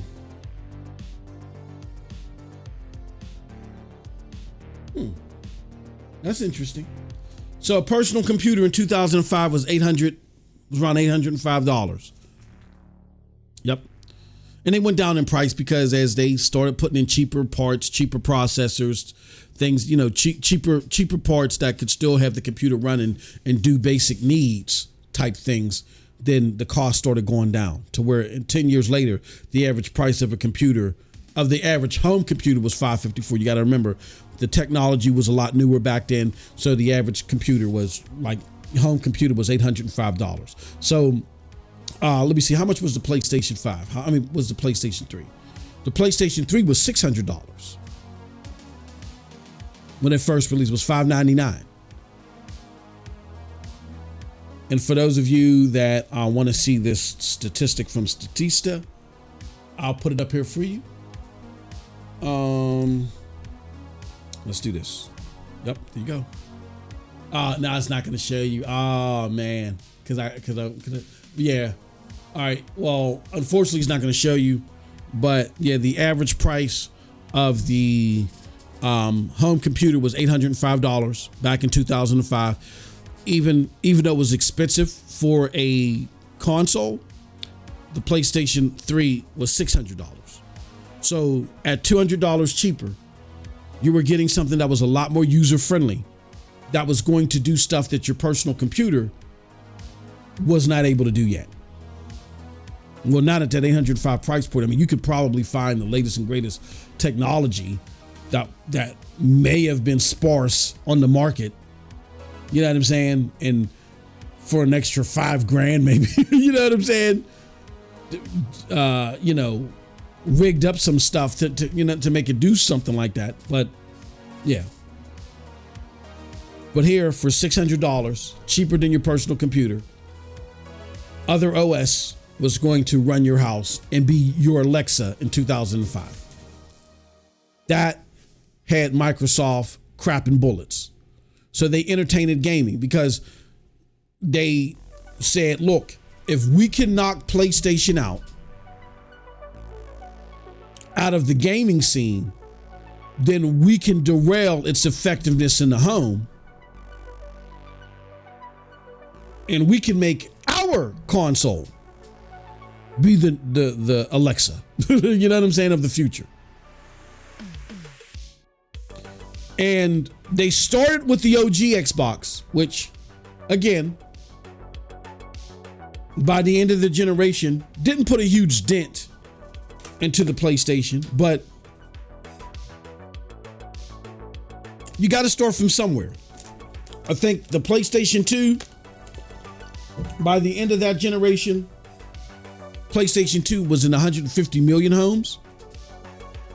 The the Xbox OG was in 29 million. And I think the GameCube was in 24 million. But then the GameCube, halfway through the generation, that's when Nintendo gave up trying to be on the AAA console market. And it was just Xbox and PlayStation.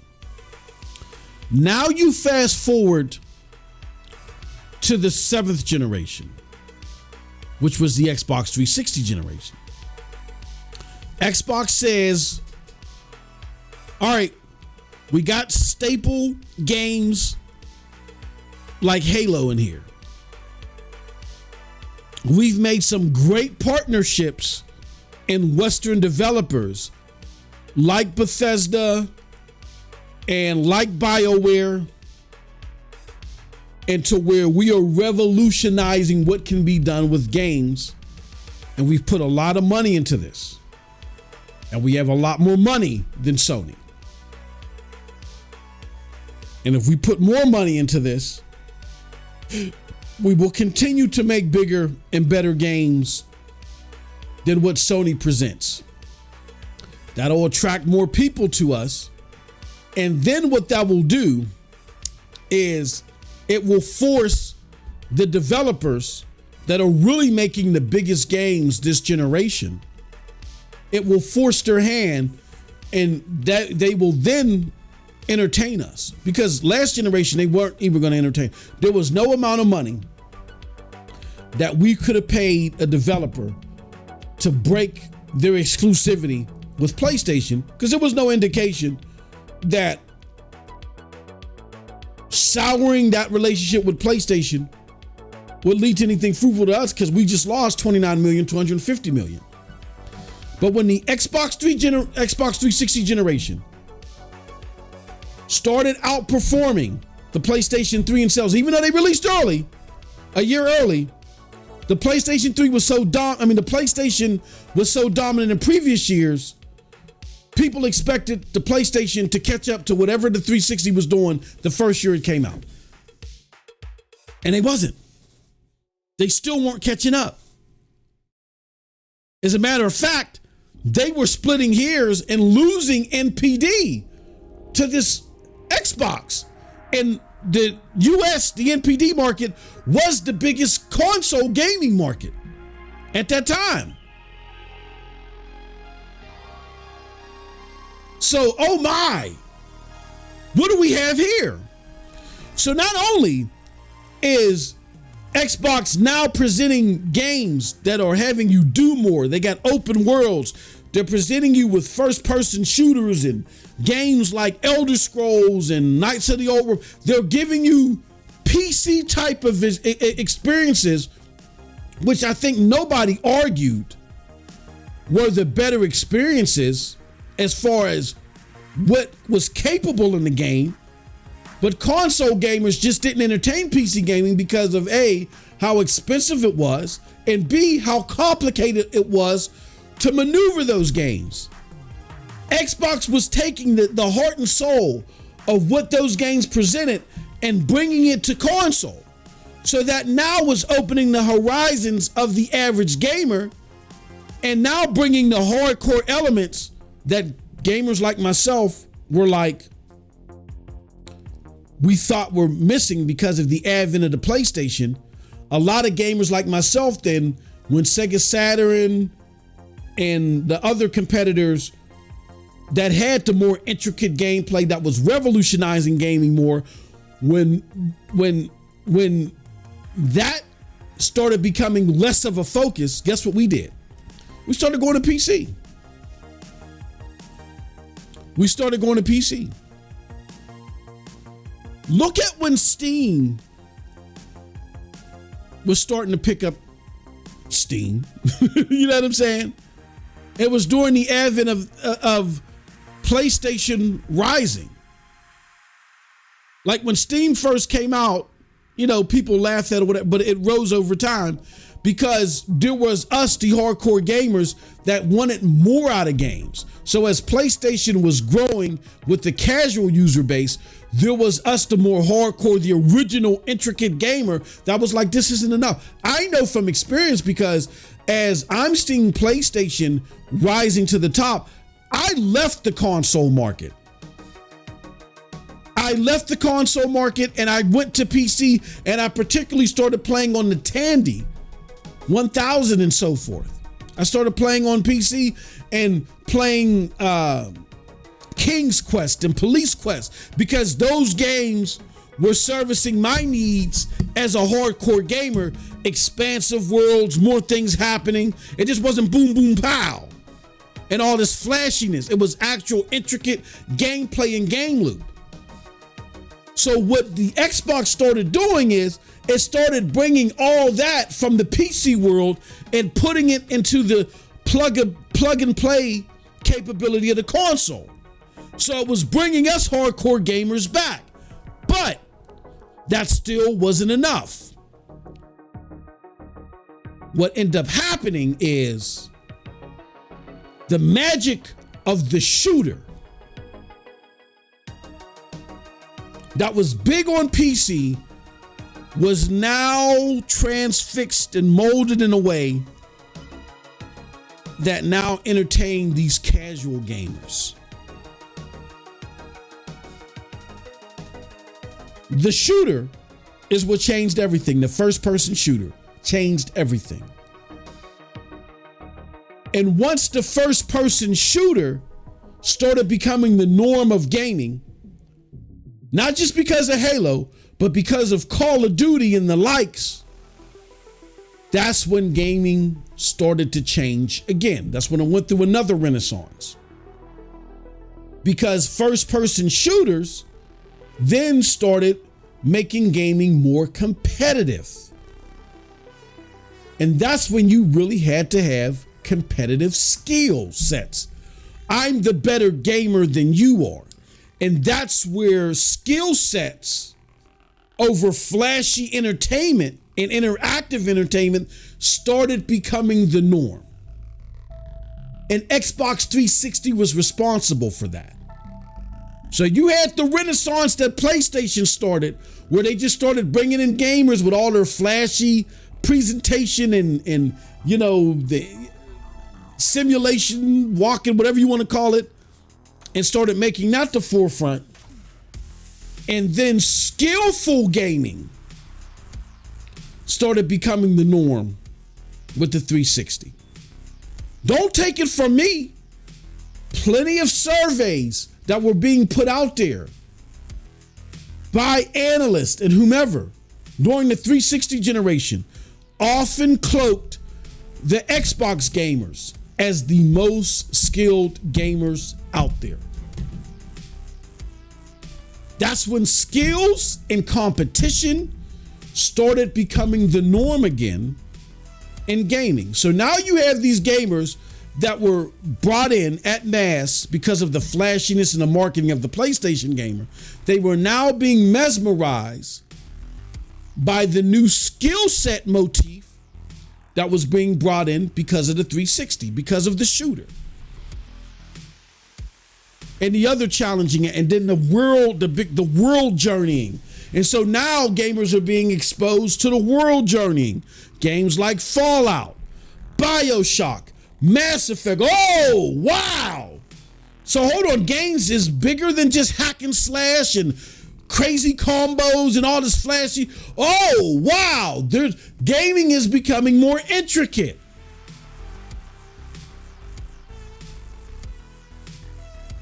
And that's when you started seeing and that's when and why you started seeing the 360 dig into the PlayStation's dominance.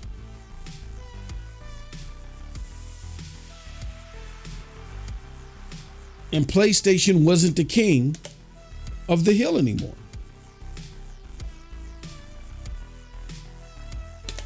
It isn't just revisionist history being played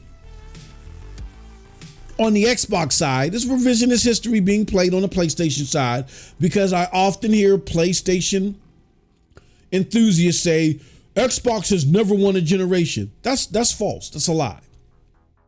The Xbox clearly won they won the 7th generation. They won it.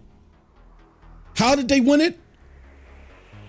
Because even though by the time the 8th generation was coming in, and I would say I think in 2012, PlayStation had more consoles out there than the 360.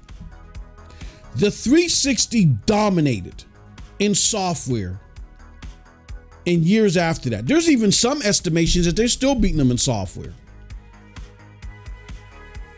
That there's still more 360 games that were sold than PlayStation 3 games.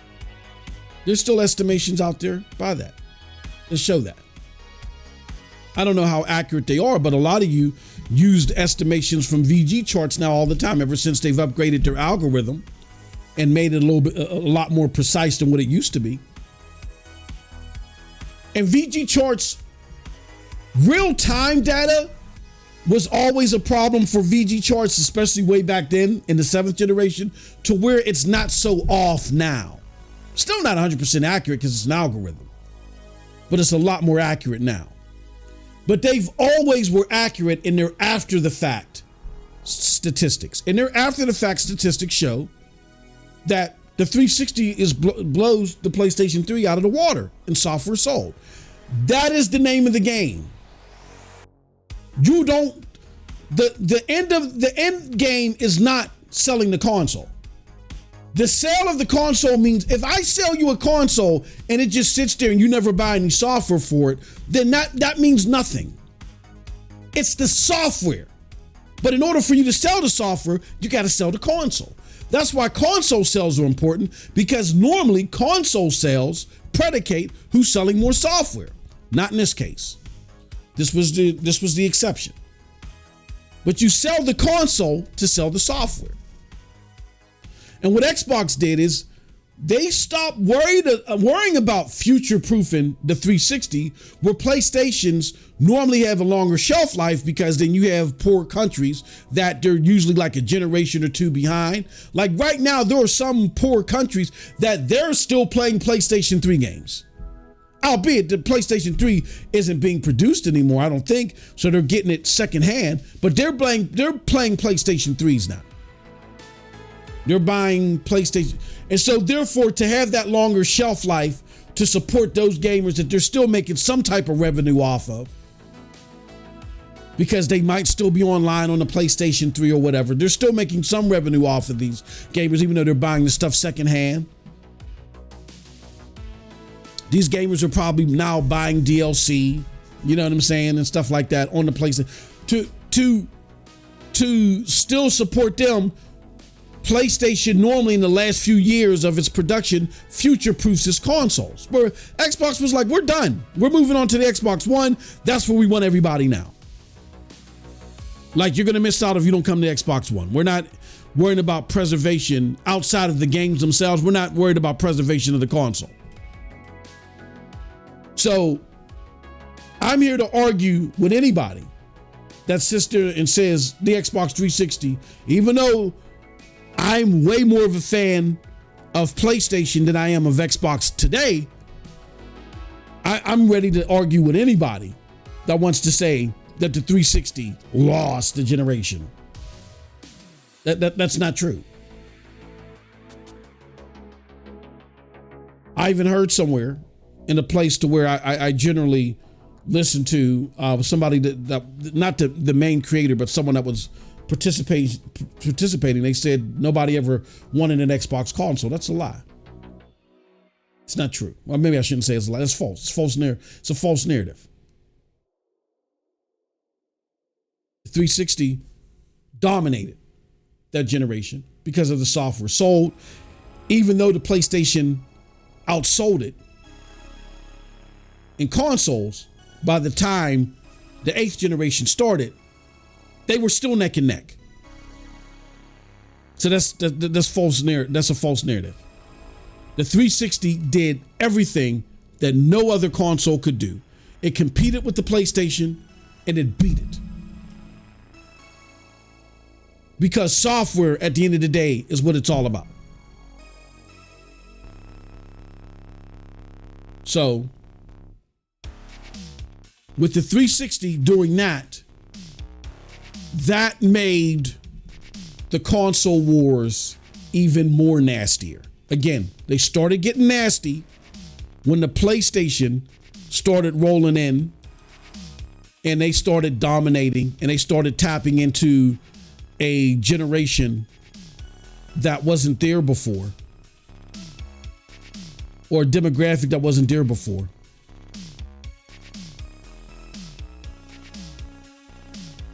But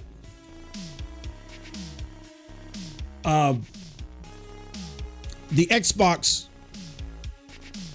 gamers who were resentful of PlayStation, resentful that they even entered the gaming foray, and was resentful of the PlayStation dominance.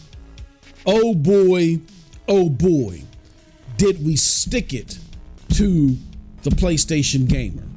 It was brutal. I am nefarious. You go look me up. I'm sure a lot of my tweets not a lot of my tweets. A lot of my posts are still out there. Go look me up. MOS 2000 on the GameSpot forums. Go to the GameSpot forums. I think a lot of my posts are MOS 2000. I was notorious on GameSpot. I was getting kicked off the GameSpot forums every other month for dog walking PlayStation gamers. And I wasn't the only one. We felt so vindicated when PlayStation was losing. Why?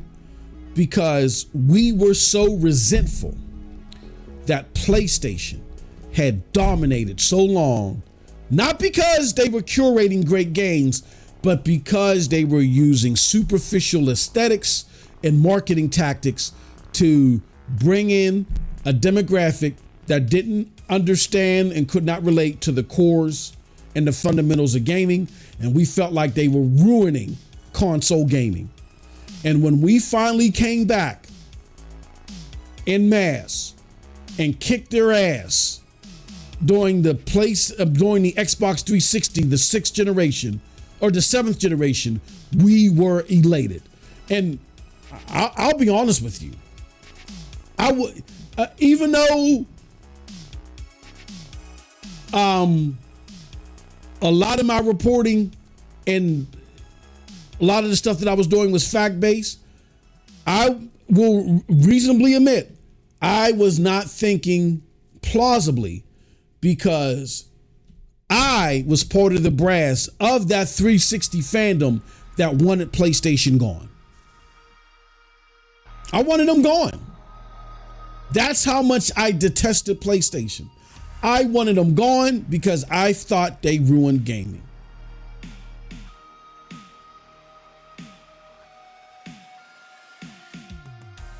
I thought that they were not participating in innovating and uplifting gaming. I thought that what they did was a cheap tactic. They marketed to a demographic that outweighed the core gamer, one we couldn't compete with, brought them in there to use them to appeal to top of the line developers, to where those top of the line developers was like, sure, we'll only develop for you. Hell, you're bringing us the potential of more revenue than we've ever seen. And we were mad about that. And we felt like that gaming was being stymied because of it. So therefore, a lot of us left the console and started gaming on PC, like myself. I thought the PlayStation was useful because of the Japanese development on JRPGs. I did have a PlayStation because of that. But outside of that, I didn't play my PlayStation. My games were being played on my Tandy and elsewhere. And then I even stepped away from gaming. Like when PC gaming started getting too intricate for me and you had to buy this graphic card and do all, when it started doing all that, I stepped away from gaming for a while. I wasn't around for the N64 generation and all that other stuff. It just didn't appeal to me. I didn't come back to gaming until the OG Xbox and the GameCube was there. And out of the three, the PlayStation 2, the OG Xbox, and the GameCube was actually my favorite because I thought they were bringing forth the most innovative games, biting Kato's and so forth. I just feel like that the GameCube was not future-proofed in its controller and in its power to handle the demand of the games that were coming down. They were when Nintendo made their own games, they were great, but you know, they needed their own games to bring you in. So then you could start choosing their console to buy the multi-plat games, and that wasn't happening because I don't think that the console was future-proofed enough. So that's why they went the way of the dodo bird. And I just now, and again, I'm disgruntled towards PlayStation. I have a PlayStation. I had a PlayStation 2 because if you wanted to play those Capcom games, Grand Theft Auto, those if you wanted to play the top third-party games, you had to have a PlayStation. You were foolish not to have one, but you were upset and dismayed at the dynamic that was present. So I went and got me an Xbox, and I got me a PlayStation.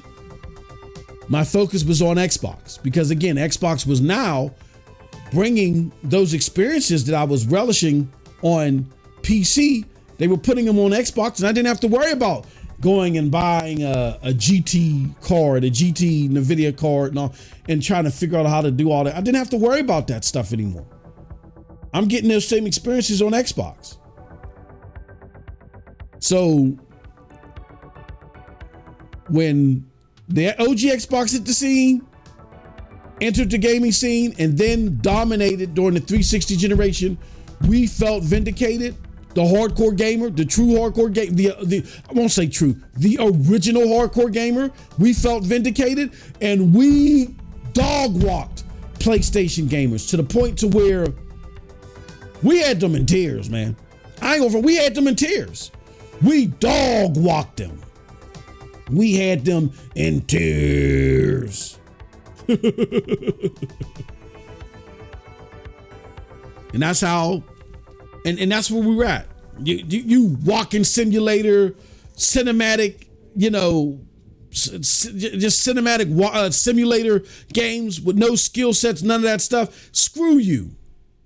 You're trash and you don't deserve to be here. I wasn't thinking plausibly. I didn't understand that Microsoft wasn't my friend either.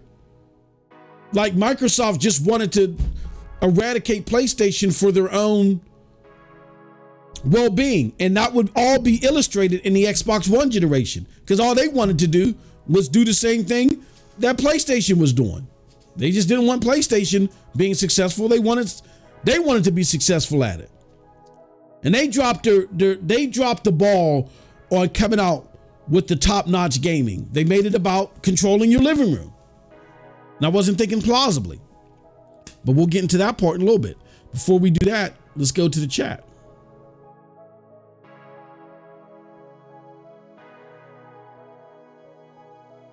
Let's see here.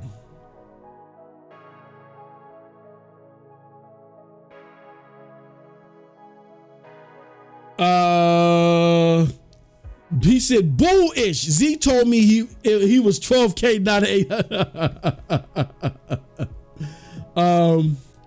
Ron Slusher says Call of Duty makes so much money. That is true. Yep.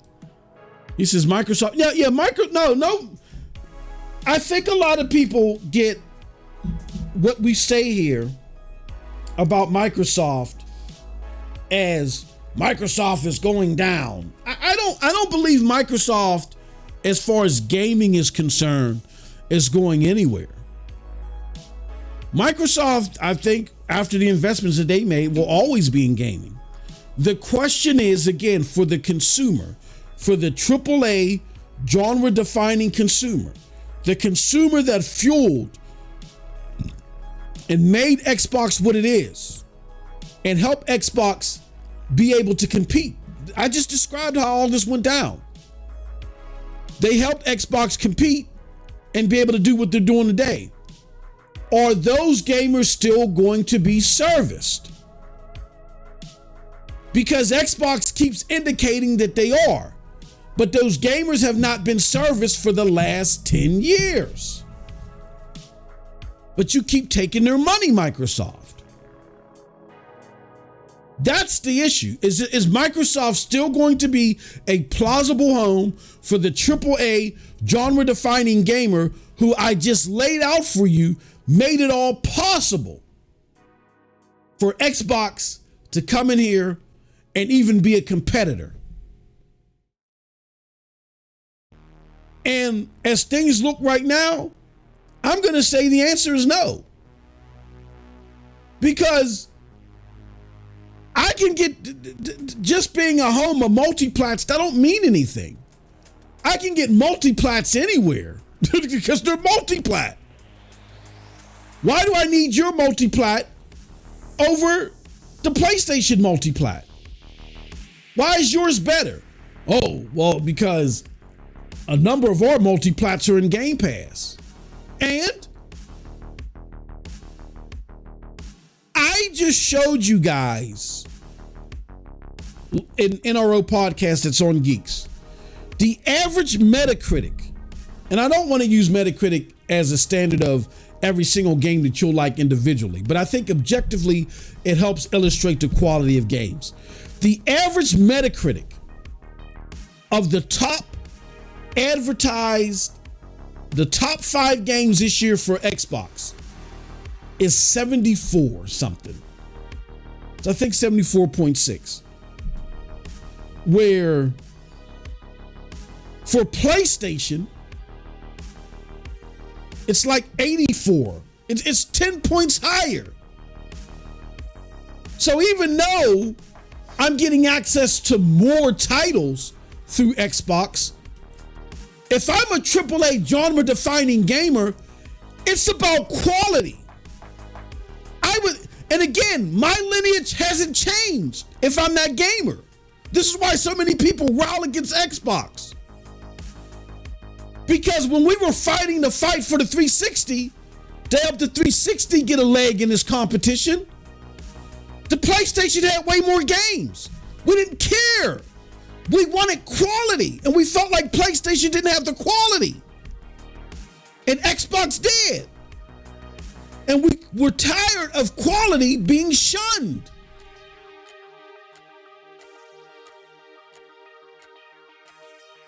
We have a lineage here, so we haven't changed. It's just unfortunately, the quality narrative has left Xbox and now it's going to PlayStation. So fathomably, if we are being true to ourselves and not to a brand, we're going to follow the quality. We're not following a brand. Helping boost Xbox to compete with PlayStation was not about Microsoft. It was about Microsoft focusing more on quality, focusing more on uplifting gaming and expanding its horizons, not giving you access to more games. The PlayStation was already doing that. They may not have been doing it in the form of a subscription, but the ecosystem was giving you access to more games. It was never about more games to the AAA genre-defining gamer. It was about quality. And the moment that Xbox dropped the ball and took its eye off of quality, they were saying to us gamers, thank you for your help. You don't matter anymore. We can't just focus on you solely, because we get it. You can't stand on top with just one demographic.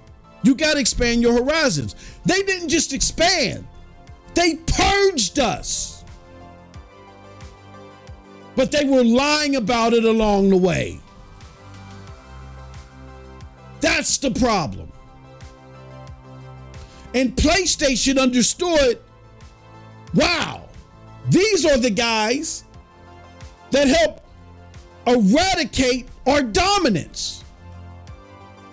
If you're going to give up on them, oh, foolish you, we're now going to bring them in. And that's why we got games like Last of Us, God of War, Horizon, Ghost of Tsushima, and Spider-Man. They said, if you're going to give up on these gamers that have such a powerful narrative driving force in garnering success for your ecosystem, for your platform, if you're going to give up on them because you think you can you can win the war with some fancy marketing ploys, we already tried that. And we're the kings of that. And we've already ran that fruit dry. You now got to have quality to boast your ecosystem. And then the rest is a trickle-down effect. Sony got it. And Xbox just gave them the ammunition to shoot back at them and take them out of the game when it comes to the genre-defining AAA gamer. So I'm not saying Xbox, or I won't say that Microsoft is in trouble. No, they're definitely not. They got more than enough to continue to make money, and hell, maybe at even some point make more money than PlayStation. That's not far-fetched. But what they don't have, if they don't have the penchant, they don't have the eye, nor do they have the personnel or the strategy to do so while supporting the AAA genre-defining gamer. If they do what Phil wants, which is pump out a whole bunch of games through a subscription service, make them available in a whole bunch of places, and then expand their mobile, I feel like that the Game Pass subscription model, could see some marginal success. But most of their stuff they're going to see success with is through mobile. Mobile is what's going to make them their money. And that's fine. Go to mobile. And let that be where you lay your crown. And then maybe you could stop lying to AAA genre defining gamers and let them know. Say, look, hey, I hate to tell you, it's just a business. You were good to us when we needed you. Now we don't need you no more. We're going on a different path. Look, Nintendo did the same thing. Nintendo did the same thing. But they were honest about it. Nintendo said, look, we tried fighting this fight. And to entertain the AAA genre defining gamer, we just don't have the ability to compete on that plane anymore. Thank you for bringing us here, but now we got to pivot. For our own survival, we got to pivot. We got to pivot. And now we got to cater to different demographics other than you. They were transparent about it, and guess what? They've been more successful than they ever been in doing so. We're just waiting for Microsoft to do the same thing. We're just waiting for Microsoft to get up the nerve to do the same thing. They are so scared of their own shadow that they don't know how to tell their fan base, look, this whole outshining PlayStation on quality, we're not built to do that. We're going to bring you experiences that we feel like you enjoy. We're going to bring you an abundance of them, we feel. But competing for Metacritic or, outselling Sony as an ecosystem, not just on console, that's not where we're at anymore. We're going down a completely different lane, giving you a better box, giving you more quality games. That's PlayStation. Giving you more access, giving you more games. That's Xbox. When they get brave enough to tell that to their user base instead of focusing on these marketing ploys, the same marketing ploys that had us turn our nose at PlayStation,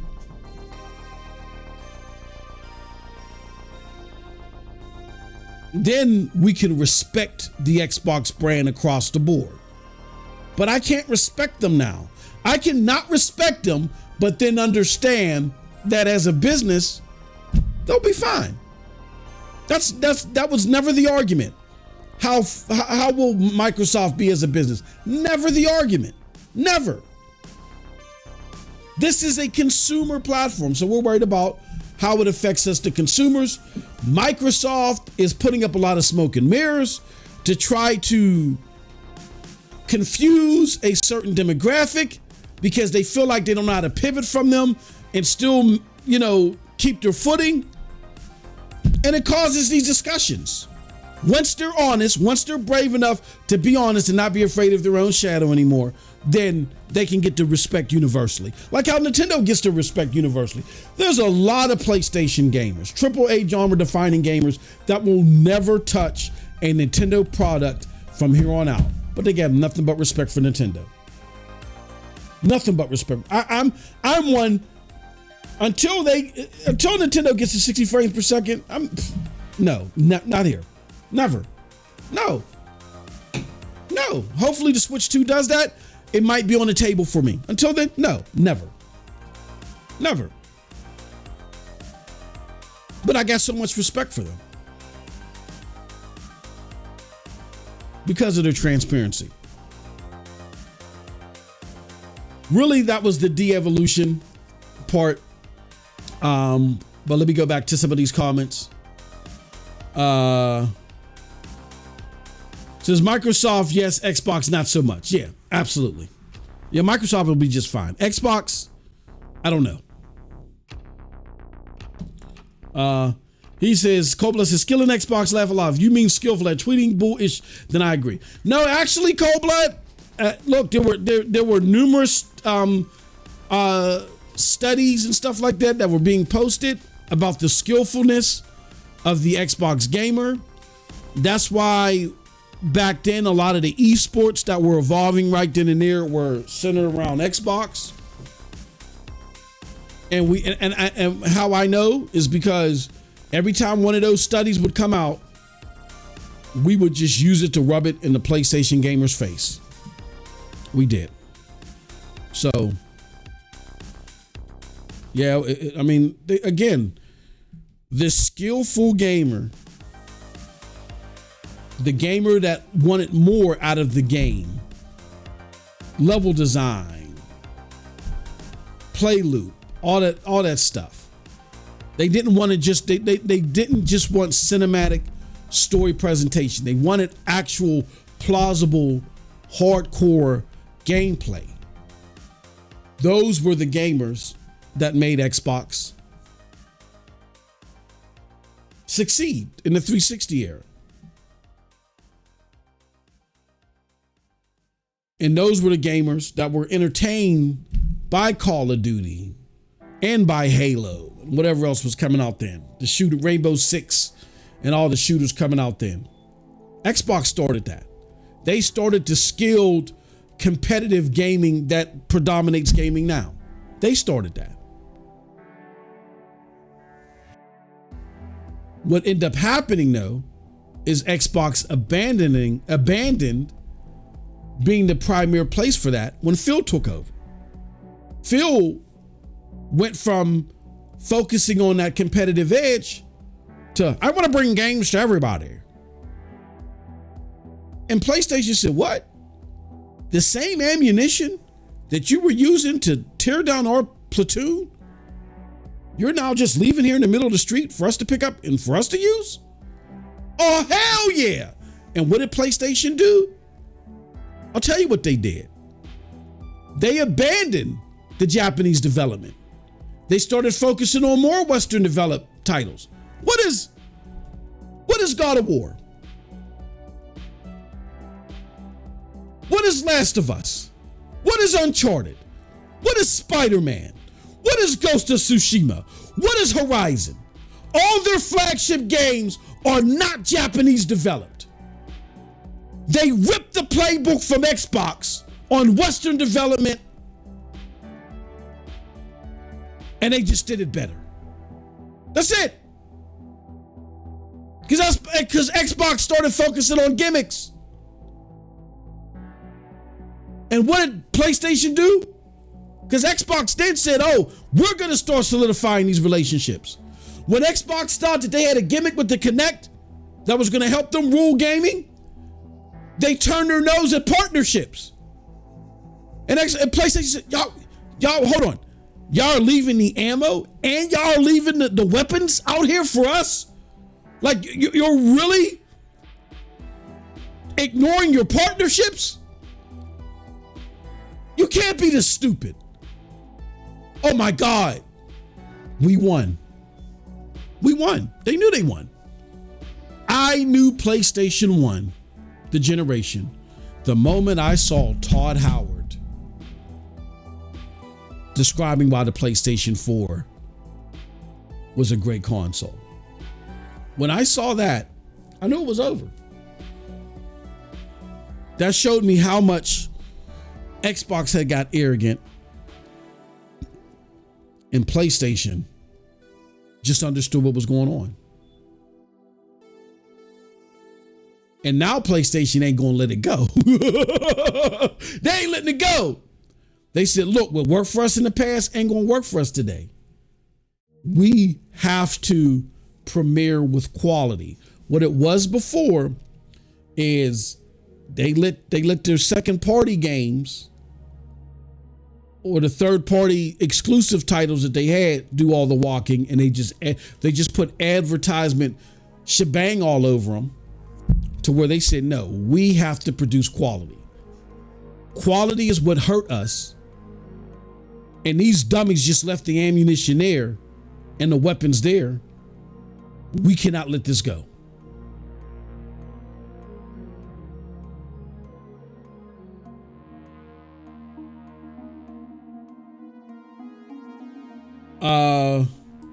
Said Marvel versus Capcom, Capcom versus SNL, all of those. Yeah, absolutely.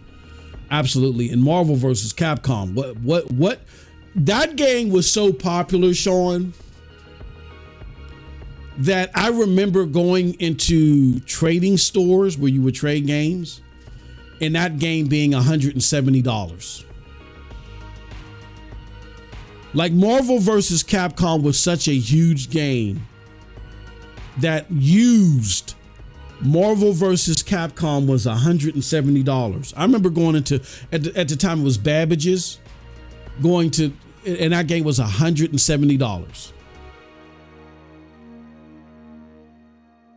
It says Nintendo sells more software than Microsoft and Sony. They didn't back in the 6th generation.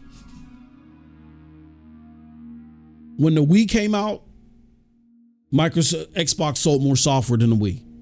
You got to remember what really solidified the Wii was Wii Sports. That's what solidified the Wii.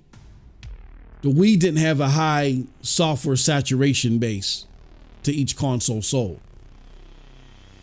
So actually, between the 360, the PlayStation 3, and the Wii, I think the Wii was actually 3rd place in software sales. I'm talking generally home console sales. I'm not, when you bring in the handheld, I know then you're talking another story. I'm talking solely the 6th generation home console sales. Now it might be a different story. Yeah, now it is, but back then it wasn't.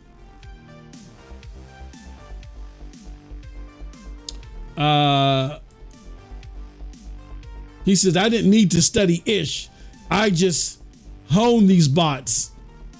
They ain't ish. No, they're not now. You know why they're not now? Cold blood. And I know, you're a competitive gamer. You were a rarity. You were of the few competitive gamers that wasn't influenced by the 360. But what you got to understand, Cold Blood, is those gamers, like the Xbox gamers now, are not the Xbox gamers from the 360. I don't even recognize these Xbox gamers. Matter of fact, dare I say, and then people are going to get mad. I don't care. I've been gaming for 35 plus years. You can't tell me. I've seen it all. These Xbox gamers are not gamers. You know what I'm saying? Like gamers with a Z. That's why when I go post on Twitter, I'm talking about gamers with a Z. That's gamers on a whole nother echelon. I'm not talking about gamers that go put their games on easy and play them and just play through them. I'm talking about gamers that experience games, that have the experience in the lineage. I'm not talking about gamers that just play through. Like my brother had a brother-in-law that he was like, oh, y'all don't play as many games with me. And he had a crap load of games and he was playing games all the time. But he would put his games on easy and just blow through them just to say he was a gamer. We're like, but you're not playing the game at its best. I mean, you're not even playing it on normal. Like in order to play a game at its best apex as far as design, AI, all that other stuff, that's why I always play on the second to hardest level. Generally games are at their best when they're on the second to hardest level. They're more digestible at a normal mode or easier, but playing the game on easy, you're just going through the motions. Like, come on, man, stop.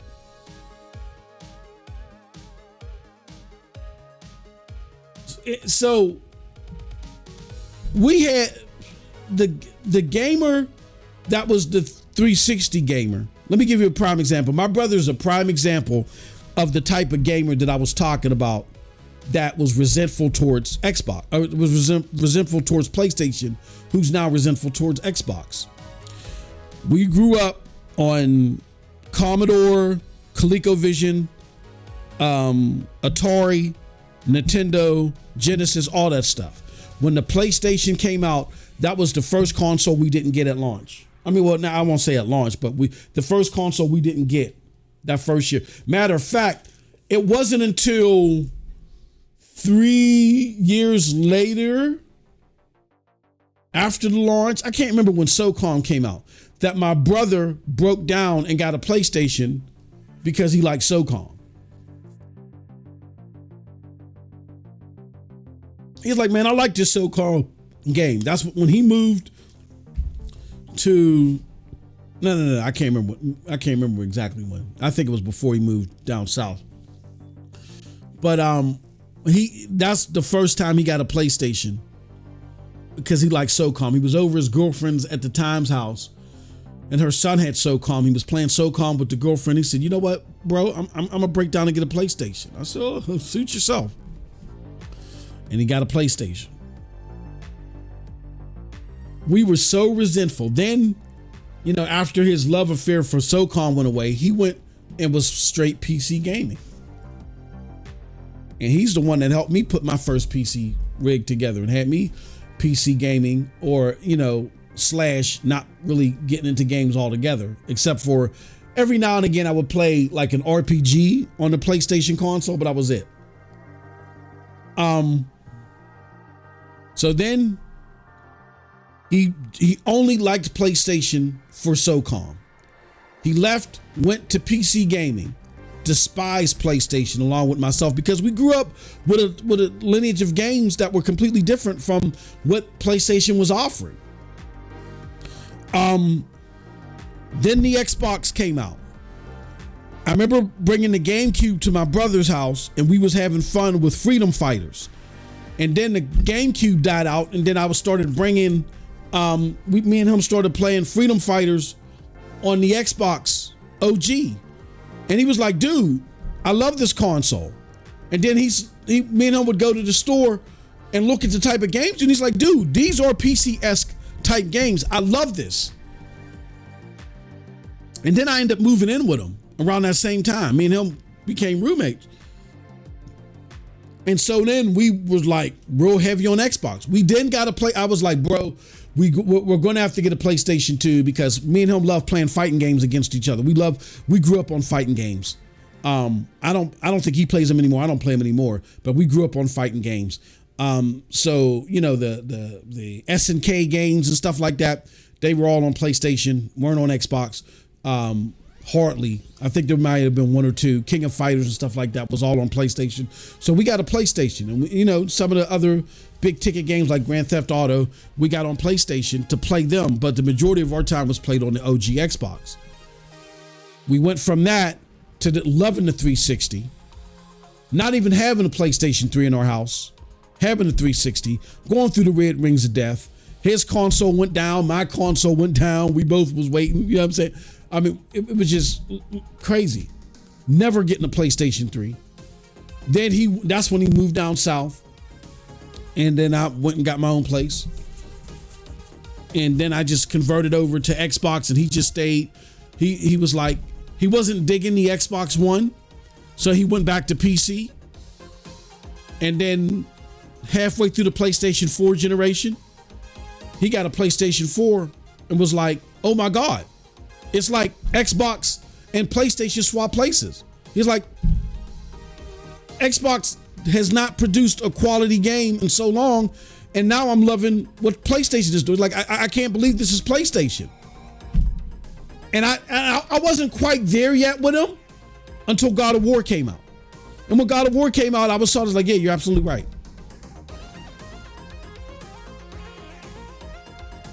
So we were the skilled gamers for the most part. You're a rarity, Cold Blood, to not have been influenced by the 360 generation at all and solely playing on PlayStation 3. You're a rarity. Most of the Xbox gamers now, I don't know what cloth they're cut from. I don't know. I don't even know I can't relate to them. I cannot relate to them at all. Not at all. But the Xbox 360 gamers, for the most part, the overwhelming majority of us are now PlayStation gamers. Hence why the huge gap in PlayStation versus Xbox games that are being played. All those skilled gamers went back to PlayStation. So yeah, if you're dog walking Xbox gamers now, yeah, of course. If you were dog walking them last year, of course. I mean, last generation, yeah, of course. all the skilled players left went over to PlayStation. Like these are not the Xbox brass are not skilled quality players like how they used to be. They're just they're buffet gamers. Oh, let me put this in. Okay, let me put this in. They're not skilled quality gamers like they used to be. And I'm speaking generally. I'm not saying every single gamer, of course. I don't know every single Xbox gamer. I'm just talking generally. They're not. Hence why even the esports and stuff, they've all moved back to PlayStation. Why? Because all the skilled players moved to PlayStation. The men lie, women lie, numbers don't lie. The skilled players left Xbox and went to PlayStation. That's why all the esports are based on what? PlayStation. And look, they're based off of PlayStation, even though I am willing to argue that Xbox for competitive play has the better controller. They have a controller more suited for esports play because of the latency this generation. But the whole ecosystem, regardless of the controller, still isn't enough to entertain the skilled gamer. The total package is with PlayStation. That's why if you want to know where the skilled players are, look at where the esports games are being played. Period. End of story. I don't have to say anything else about that. So they were with the 360 and they left, went back to PlayStation with the Xbox One generation, with the 8th generation. He says, Wii Sports sold 82 million copies worldwide as of 2021. No PlayStation or Xbox game comes close. See, hold on. Let me go back to your original comment, Ron.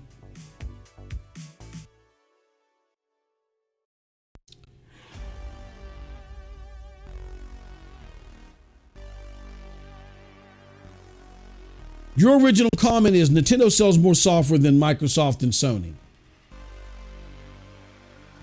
And now you're saying Wii Sports has sold 82 million. So let's go back again to that original comment. Nintendo sells more software than Microsoft and Sony. Even with the 82. Okay, hold on. Let me do it. Let me do it like this.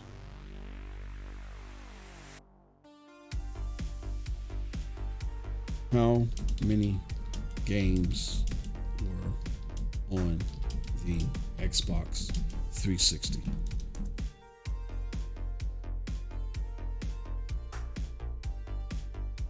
Okay.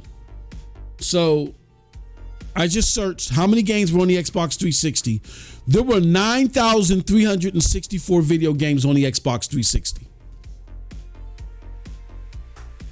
So even though Wii Sports sold 82 million, that's what? 5, 6 AAA games on the 360?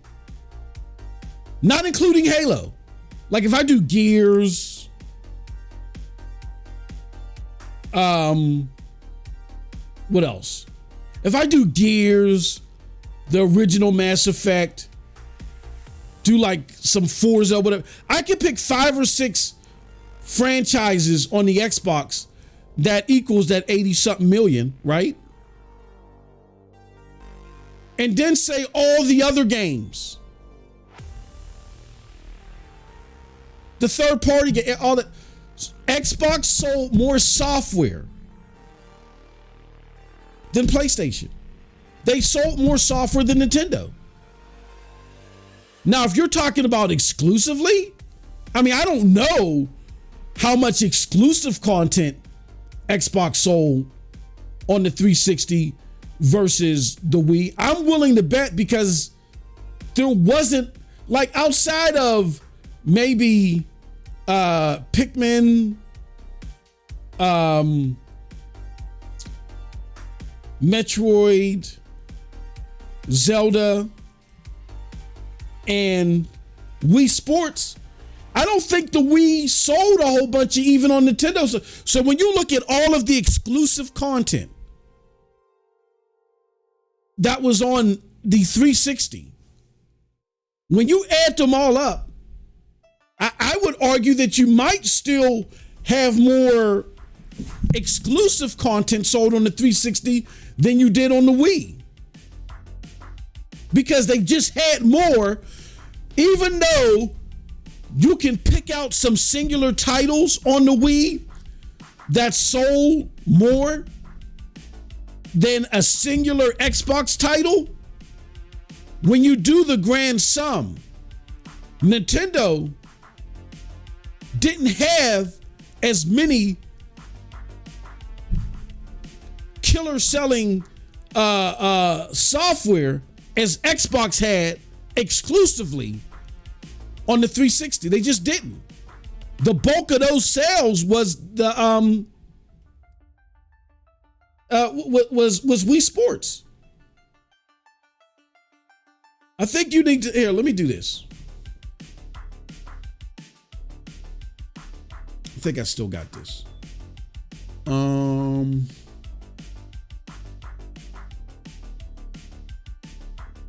me see if I can find. Oh, eyes don't fail me now. Let me see. Content creation. Hold on. Let me see. I'm just trying to find MM2K Gaming Research. The Microsoft. Oh, here we go. Here we go. Let's just run this down. Ron Slusher. Here, let me do this. So here's just a list of some of them. This ain't even all of them. These are just the most noted games that were on 360, starting from 2005. We had Cameo, AM3, Project Gotham 3, Ridge Racer 6, Dead or Alive 4, Perfect Dark Zero. Then we go to 2006, Far Cry Instincts, The Outfit, Rumble Roses, Saints Row, Tom Clancy Grawl, 99 Nights, Dead Rising. Collectively, we're talking about millions for these titles. Dead or Alive Extreme 2. Then we got Halo 3, Forza Motorsport 2. Not so much Crackdown. Crackdown was a little bit more niche. Dance Dance Revolution, Project Gotham 4, Tenchu Z, Beautiful Katamari. This is their exclusives. Lost Odyssey, which I won't put. Too Human, not so much. Fable 2, Gears of War 2. Like, we didn't even talk about Gears of War. That's why I said this doesn't even include everything. And in 2007, there was Mass Effect and BioShock, I believe. They didn't even include that. Fable 2, Gears of War 2, both of the Dance Dance Revolutions. And I would say that's about it for that year. Halo Wars, Halo LDST, Forza Motorsport, 99 Nights 2, Halo Reach. I mean, there was just more coming out, to where I would argue that if you just take the first 3 years of exclusives, not even, if you just take the first maybe 2 years of exclusives,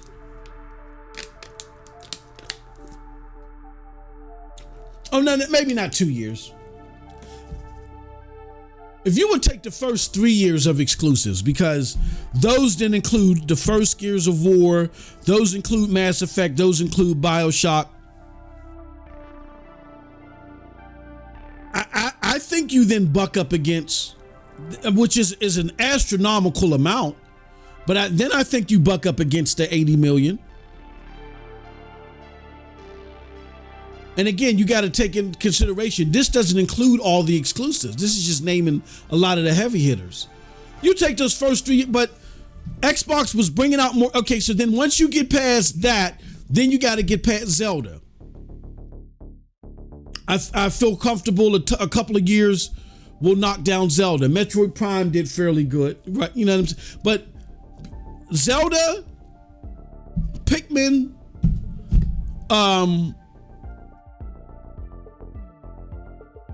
Wii Sports, you just had a bigger cadence of Xbox 360 games that came out there that were hits. But I only brought that up just to say, even if I was talking about exclusives, I don't think that's clear cut.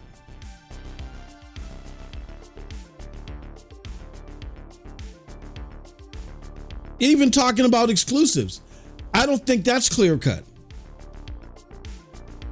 Let me check this out. How many copies of Halo 3 were sold?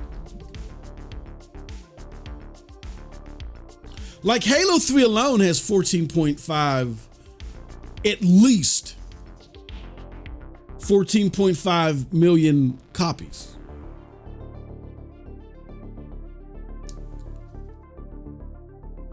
That's just one iteration. It's not Halo ODST, Halo Reach. Then we're not even talking about Gears. Right? Like, I feel like Halo and Gears alone, starting with Halo 3, I feel like Halo 3 and the Gears franchises alone that were on the 360 could compete with Wii Sports. So yeah, I got to take like 6 games to do it because Wii Sports was so big, but those 6 games can do it. Then once I do that, you got to then factor in all these other games that came out on the 360. You got to factor in all those other games that came out on the 360. And again, those games include Halo. I mean, those games include Mass Effect, BioShock, and a slew of other 360 games that did well. I don't know. That's just talking exclusives. When I say software sold, though, this is the overarching point. I spent more time on what my focus wasn't than what my focus was. When I say sold more software, I'm talking about the platform itself. Clearly, Xbox sold way more software, period. When you talk about exclusive, second party, third party, they sold more software, period, than the PlayStation 3, and they sold more software than Xbox. I mean, PlayStation 3, and they sold more software than the Wii. And that third party software is where the money is made, because the third party software is made in more abundance.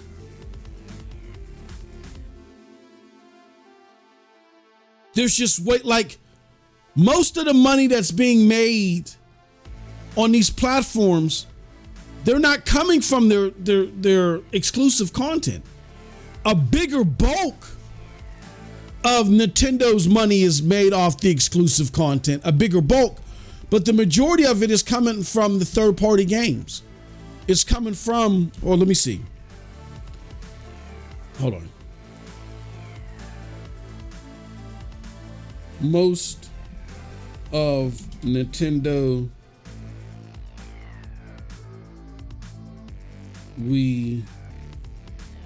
Nintendo Switch revenue, first or third party. I mean, you got games like Fortnite.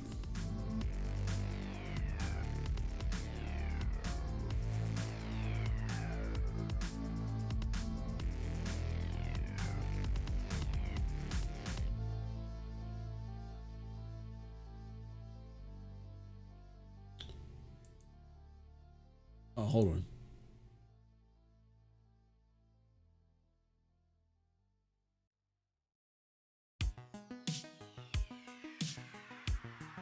Okay, this is the total I'm looking for. Oh, okay. Well, no, I stand corrected when it comes to Nintendo. The bulk of Nintendo's money is from their first party sales.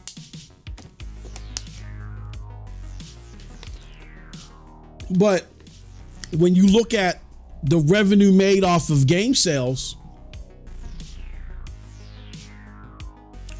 who's in third place? It's Nintendo.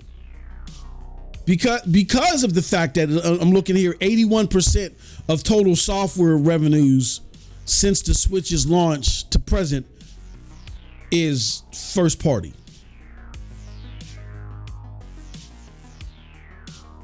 So when you look at Xbox and PlayStation, them selling more third-party software, even though Nintendo kills them when you match them up 1v1 in first-party sales, those guys are making more money. Why? Because they're selling crap loads of third-party games. That's why. Even Xbox, who operates at a loss when it comes to their consoles. Every console sale, Xbox incurs a loss of like $40, $50. Even though they're incurring a loss, they still are making more money off of games than Nintendo. They're in second place to Sony. So, as much as Nintendo is doing a great job, they're still making like 10 billion plus. Don't sleep on the power of third-party exclusives. I mean, not third-party games. Don't sleep on the power of third-party games. Like, if you can get your console to sell a lot of third-party games, that will propel you to new heights. PlayStation and Xbox are examples of that.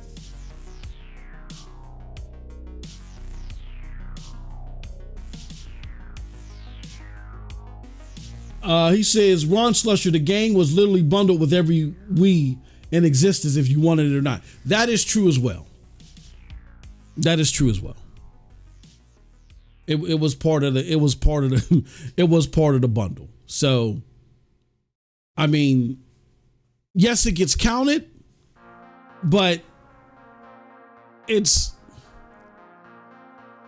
the Wii wasn't a software revenue buster when it comes to selling software in general, like how the PlayStation in particular and the Xbox was. Xbox 360 sales were non-existent in Japan. Okay. He says, we had a larger install base, over 100 million boxes. And that's where you're falling into the trap, Ron. Why do you sell a box? Do you sell a box just to sell the box, or do you sell the box to sell software? I mean, we can go back. Do me a favor. This is what you're going to want to pull up. Look at how much software Xbox sold in the 360 era. Look at how, matter of fact, no, we'll do it right now.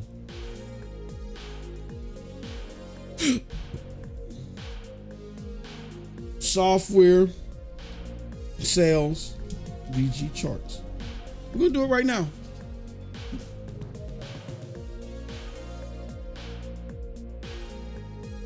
Let's do it right now, my friend. Look at this. Okay. So this is in the billions, I believe.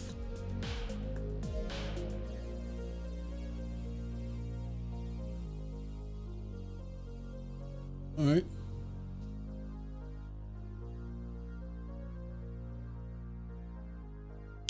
We're comparing the Nintendo Wii.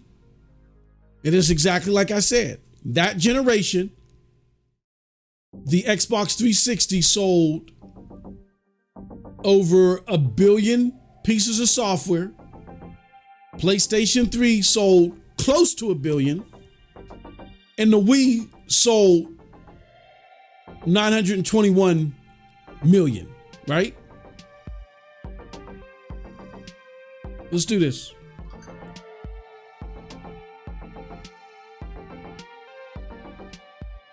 Let's do this. For the sake of numbers, how many?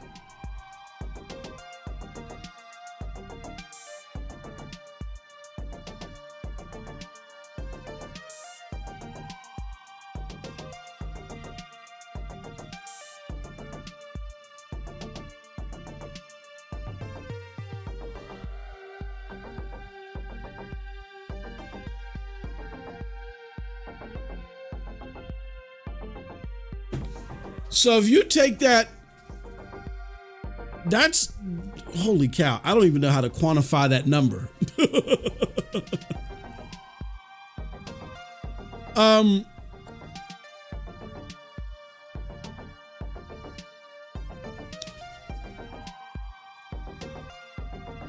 Look, I mean, the Wii generated 80 million less in software sales,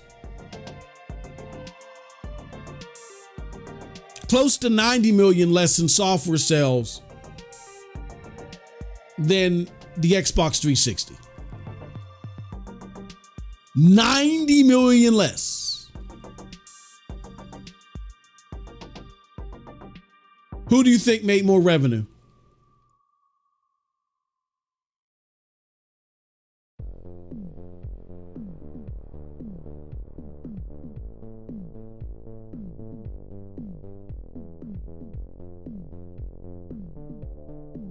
Who you think's making more revenue?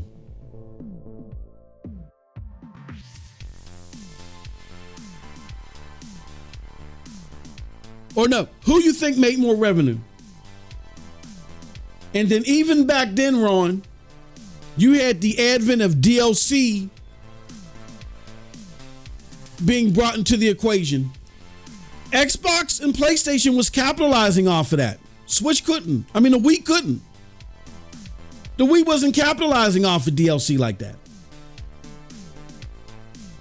That's why, look, men lie, women lie, numbers don't lie. Look at the Switch.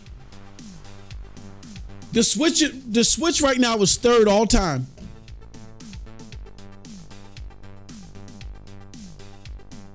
The Switch is third all time in software sales. Right now, we're gonna go by right now. They're third all time. They are destroyed. They would be, even though they came out years earlier, they are destroying it in software sold. They're killing it. When I say killing it, they're doing a great job. They're still not making as much money on software as Xbox and PlayStation. Why? Because Xbox is selling more third party. PlayStation is selling more third party. What's in those third party sales? DLC. Monetization.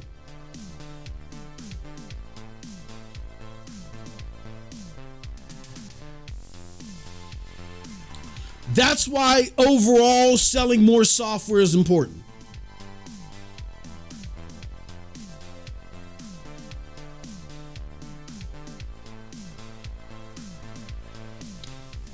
Why can't I get my thing back up? Hold on.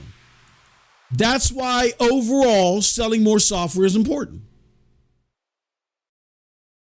Selling more software overall is important because it brings you more revenue. And then with the state of the third-party games now, you're getting way more currency. I mean, I'm not saying that Nintendo has a bad strategy, but just because they sold a whole bunch of boxes doesn't mean as much as the software sold.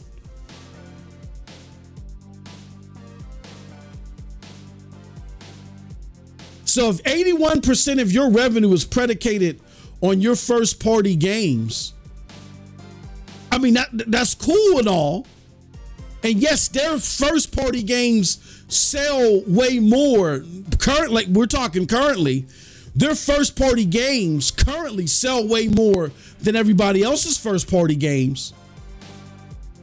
But the reason why they're not making more money, even though they have more units out there, is because PlayStation and Xbox are selling more third-party games that generate more revenue continuously.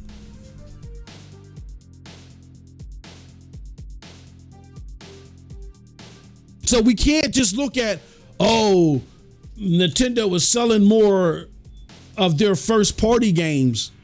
That's fine. That's great. That's the angle that they want to work at.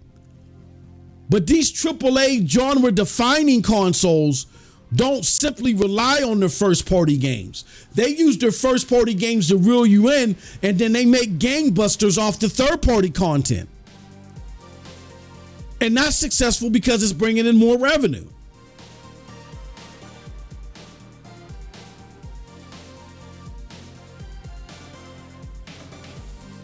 He says, as of September 20, it had sold 85.7 million units across, including over 47 million. Wii Sports alone, almost, no. Even if you can, like I said, Ron, even if we're talking about exclusives, you can use Gears and Halo, and that wipes out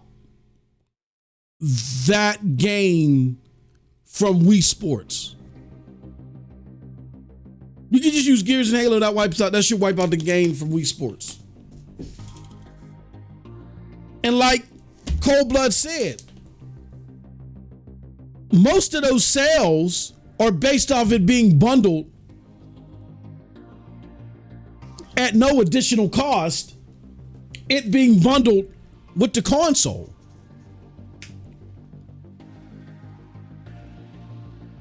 The purpose of putting the console in your home is to sell as most software as possible.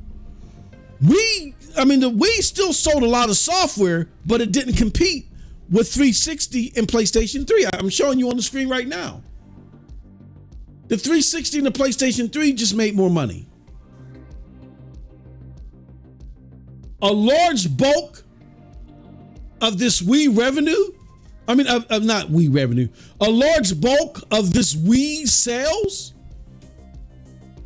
is the counting of Wii Sports, which we know they didn't make money off of Wii Sports because most of it was bundled with the Wii.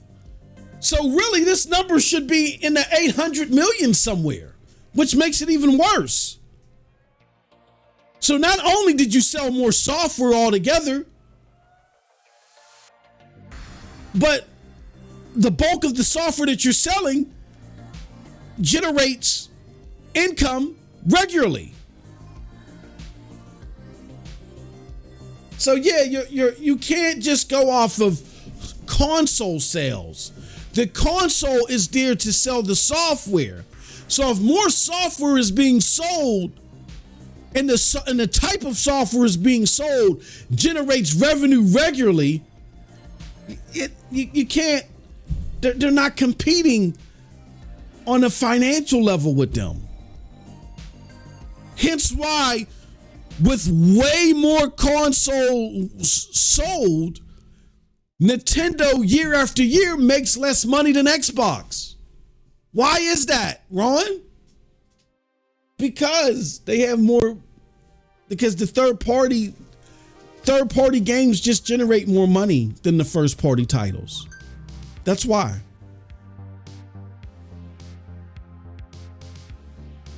So, but it was a great breakdown, a great discussion, but I think it was all relative to understanding that the Xbox, that you can't, that the people calling the 360 a failure is false, as a false narrative, because the 360 sold the most software. All right. So now let's talk about the problems of today. The problems of today is experts can't talk about what's going on in gaming. Like we can't go to devs and devs help us understand what to expect from this hardware, because we don't know. The hardware makers aren't going to be 100% transparent. Like, I get that. And I'm not folding Xbox and making it seem like that everybody else is 100% transparent. No, it's just that they're the least transparent, and they keep telling you that they're going to do one thing, but they land somewhere completely different. It's an incompetence problem, and it's also just a narrative problem. But we can't, the force that'll help balance this all for us is the console. I mean, is like the devs and the analysts. And whenever the devs and the analysts speak, they're told that they're fanboys.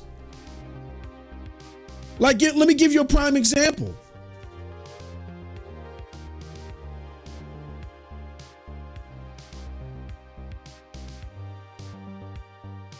The devs were trying to tell us that the Series S was a problem.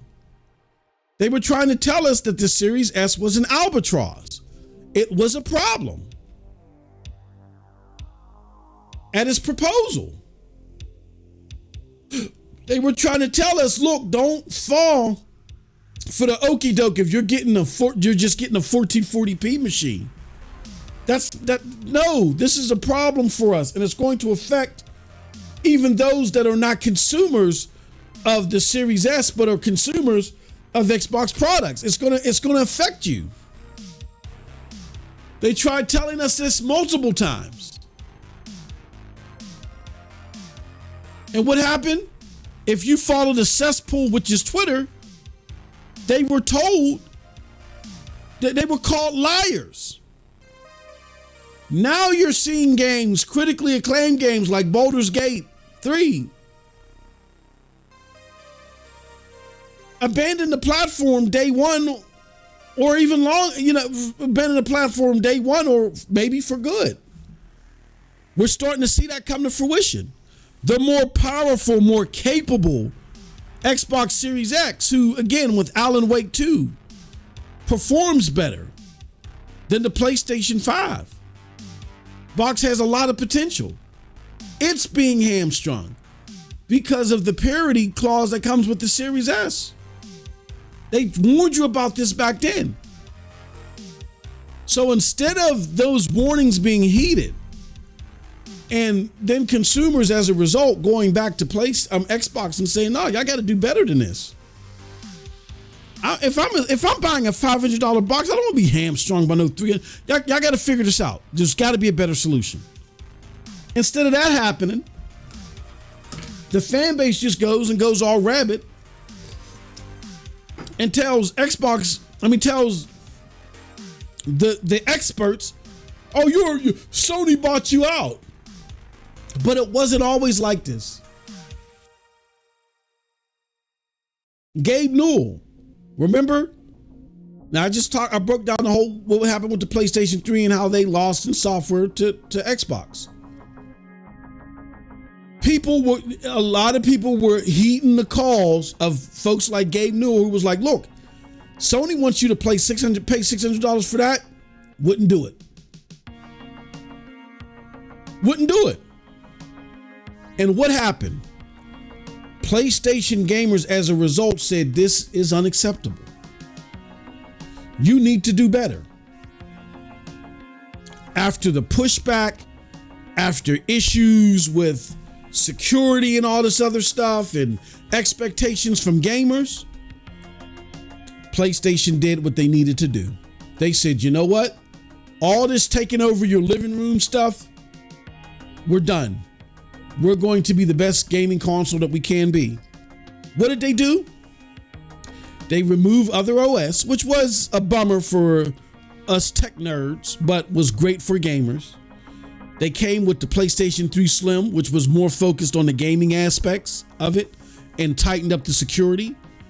They also, and that's when they introduced PlayStation Plus and the whole free month, you get 2 free games every month type thing. It was just 2 games back then. They were giving you free games every month, and that's when PlayStation started to begin to focus on giving you a better gaming experience. And as a result, by the time they ended out the console generation, they did have more consoles out there than the 360. Now, 360 a few years later started outselling the PlayStation 3 again, and then PlayStation 3 later, so, you know what I mean? But and Xbox 360, as I just showed you, sold more software, which that's the name of the game, than the PlayStation 3. But nonetheless, it showed that PlayStation was recalibrated to what gamers were looking for.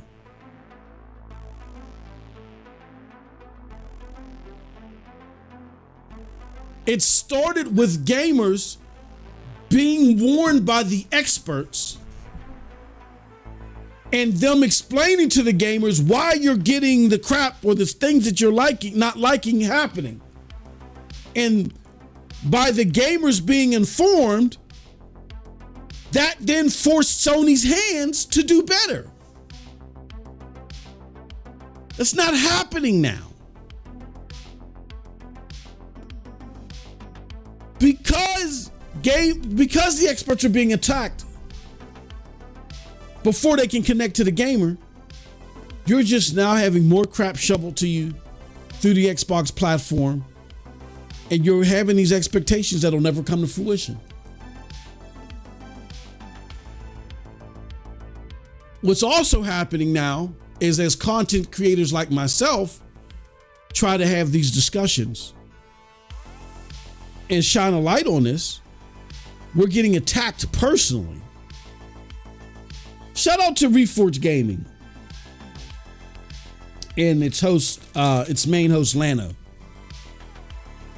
I love this guy's content because what Lano did is he came on the scene, exposed a lot of the bullpucky that was being excused by zealots in favor of the Xbox platform who don't care about the truth, and was shooting down a lot of the narratives that was gaining traction with just simple facts. And he was able to debate it with like an elegance that was needed to help separate fact from fiction. He rose amongst a lot of us in this Twitter sphere because he was doing that. And what did Xbox gamers do to deal with what he was saying? Did they out debate him? No. They've gone on a constant smear campaign. I've confronted a couple of them, one in particular. I asked him personally, I said, why do you keep coming after this guy? Personally, why can't you go? I said, there's something more to it. Be honest. And they know how I get. They know how deep I can go. So they gave it up.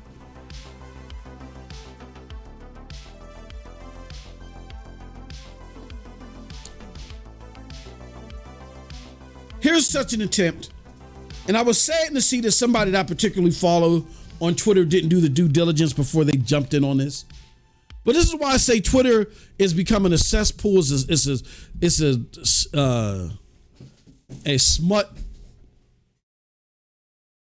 a smut field, to where it's taking reasonably sensible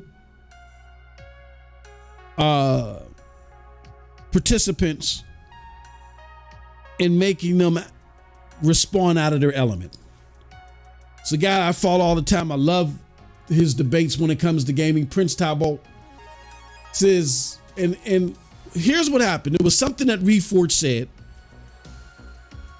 that was in response to the Bungie layoffs. Now, I'm not going to get into all of it here, but he has a history with some of the campaign managers, right? Or the community managers. He has a history with them. There was a big history with them, and he ended up getting booted off the game. I won't get into that. You got to follow his content and get information on that. But what ended up happening was they according to him, they done a bunch of unsavory things via him and other people that were part of that Destiny community. They did a whole bunch of unsavory things, bunch of nasty stuff to people in the community. So as the story broke about people getting laid off, he saw a few of the CMs go out there and say, oh my gosh, horrible moment, I got laid off or whatever. And, you know, he didn't respond to it at first, but people they were baiting him in the chat, like, why aren't you covering this? Or you're not covering this because it makes PlayStation look bad? And he's like, no. Like, here's the fact of the matter. A bunch of people across the tech sector are getting laid off. Like, tens of thousands of people are getting laid off. A lot of essential people for devs that relate to the content that I cover, that really impact the quality of games. He's like, these few community managers of whom I've dealt with, who have done some scummy things, I'm not going to burst out in tears for them. I mean, I'm not going to rub it in their face, but I'm not bursting out in tears for them. Like, there are a lot of well-meaning, essential people to quality game development that have lost their jobs. I will cover that. I'm not covering these CMs that may have lost their, you know, that they were horrible acting anyway. Was it blunt? Yes. But was it very transparent? Was it true in a sense? Yeah, it was very true. A lot of these community managers, I mean, when you talk to people, whether they're Xbox fans or not, they tell you the community management team, when there were issues, they were horrible.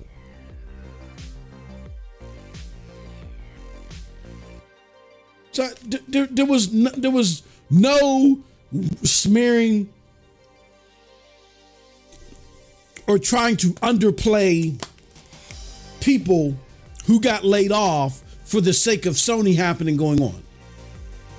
It was, this is what I'm seeing right now.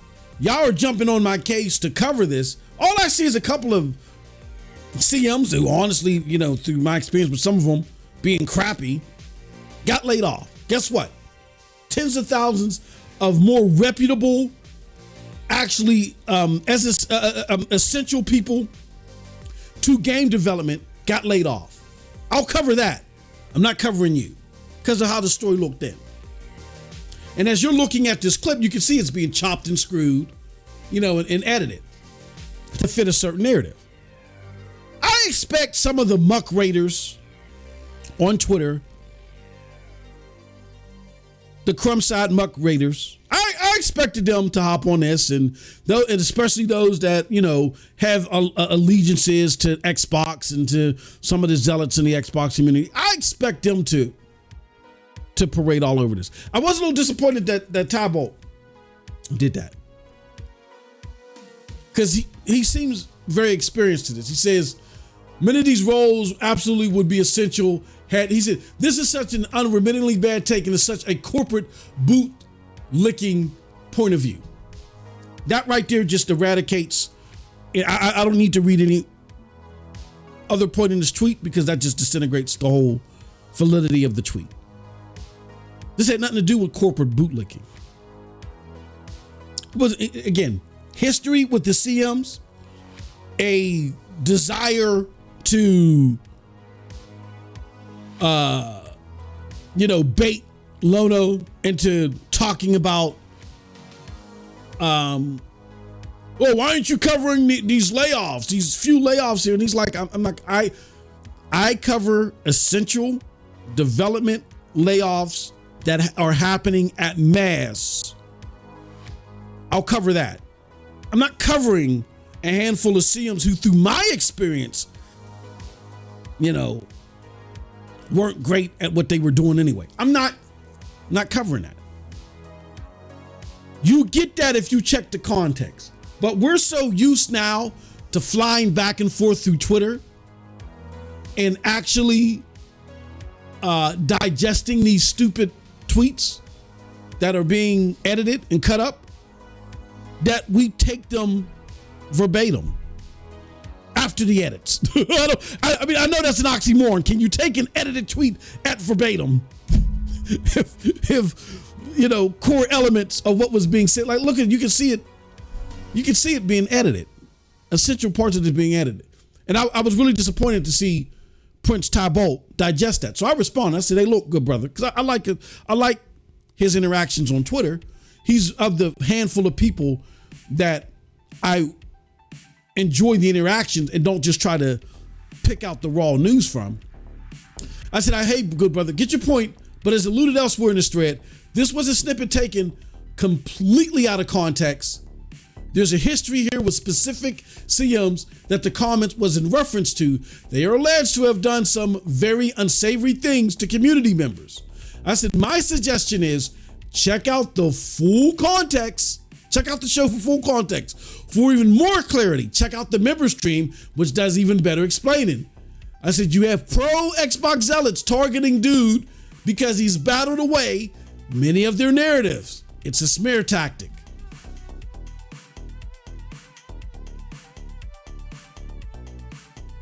Also, we had Jay Barry that just came out here in the same essence, not in regards to what's going on with Lano, but in the same essence say, the way some of these people talk ish about me, you think I'm talking ish about them. I'm just going to start blocking a lot of these weirdos. Pure craziness. If you don't know who Jay Barry is, he is the co-host of the Whoops podcast, What's Up PlayStation podcast. He don't get into this continuous routine of the Xbox console war versus, I mean, he focuses on what PlayStation's doing and the quality of PlayStation stuff. When he notices zealotry happening, when the corporate bootlicking, quote unquote, when he notices that happening, he'll refer like, damn, this is pathetic. But he don't get into the whole, I got to talk about Xbox on my PlayStation podcast. He doesn't get into that.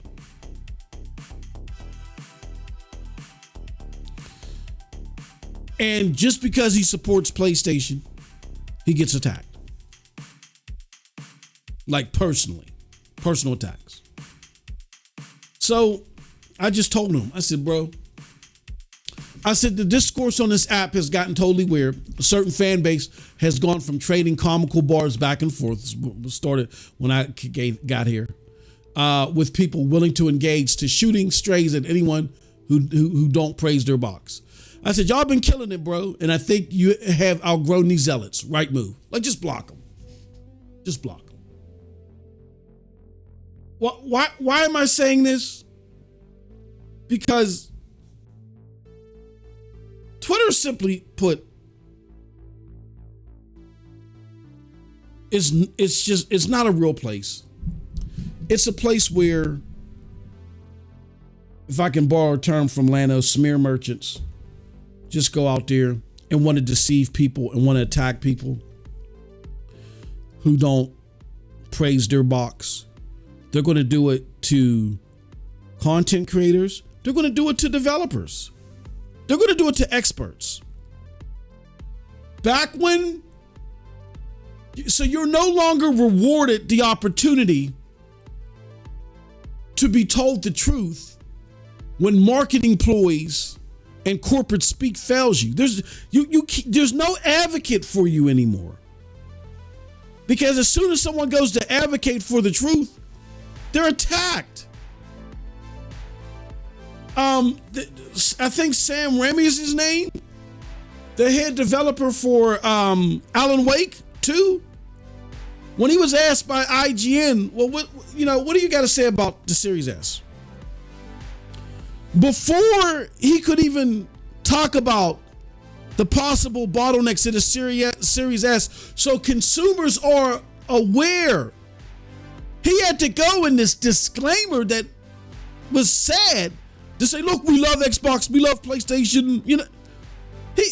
What does that have to do with anything? And I'm not saying this to fault him. I'm saying this to fault you that are listening on the other end of this. Why the frick does he have to even bring that up? It's because you've gone more into defending your box than fellow gamers being made aware of what's really happening. You mofos are sick. You're pathetic and you're sick.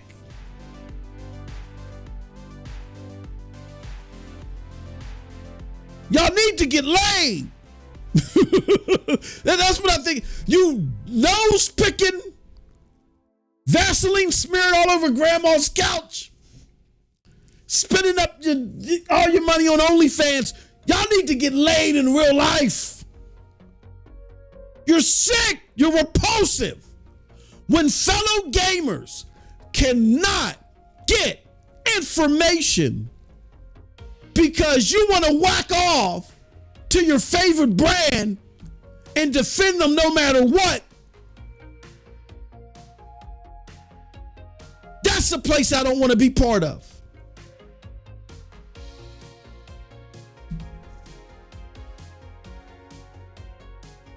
So what is the solution?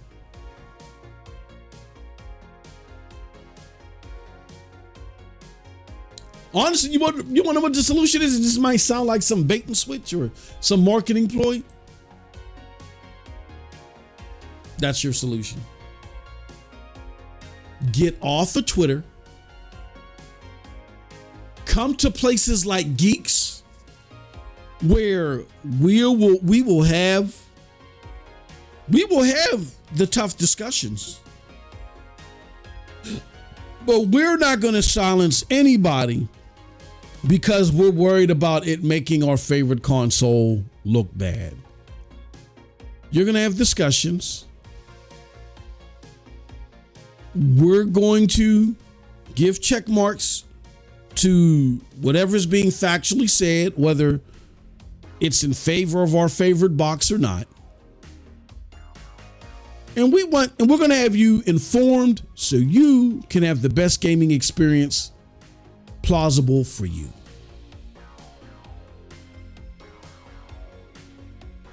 You gotta get out of you gotta get off of Twitter. Twitter's going to hell in a handbasket anyway, because PlayStation even pulled out its photo mode, which I'm not mad at them, just like I'm not mad at Xbox.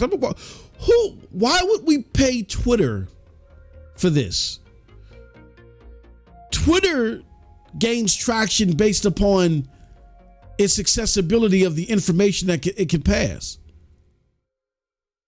Like Elon, you get so much praise for being such a genius.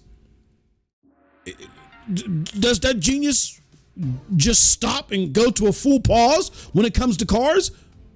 When it's not involving cars? Because I'll tell you this much. Outside of cars and maybe solar panels, I don't hear anything genius. I don't see anything genius on what you're doing, particularly with Twitter.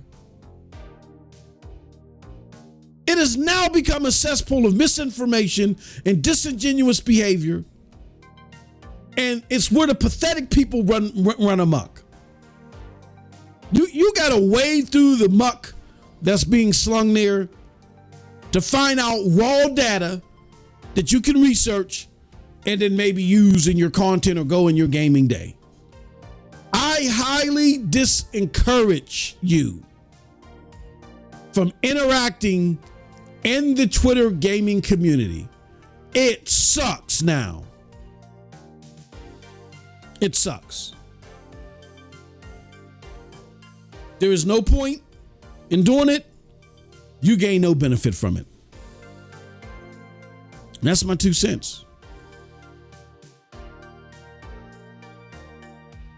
Come and join us over at Geeks. There's other great Discords out there too. But you cannot make your main community I'm not just talking about the news. Like if you see a news article, check it out, get the raw data, research it yourself. Do not work on these snippets from these smut bringers. Don't do any of that.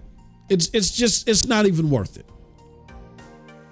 You just got to be better and you got to be smarter. So with that said, that is it for today's NRO. Oh, sorry, Kitty. NRO mic check. The discourse that's going on today is repulsive. It's disgusting. And we just got to do better. And but if you want better, I advise you to come and join us over on Geeks. And then join me too over on MM2K Gaming. So with that said, or MM2K Game Server. With that said, I appreciate all of y'all. Thank y'all so much. I'm gonna be on Geeks. Give me about 30 minutes or so. I'm gonna play some Cyberpunk. So I'll see you then. Till next time, have a wonderful gaming day. Peace.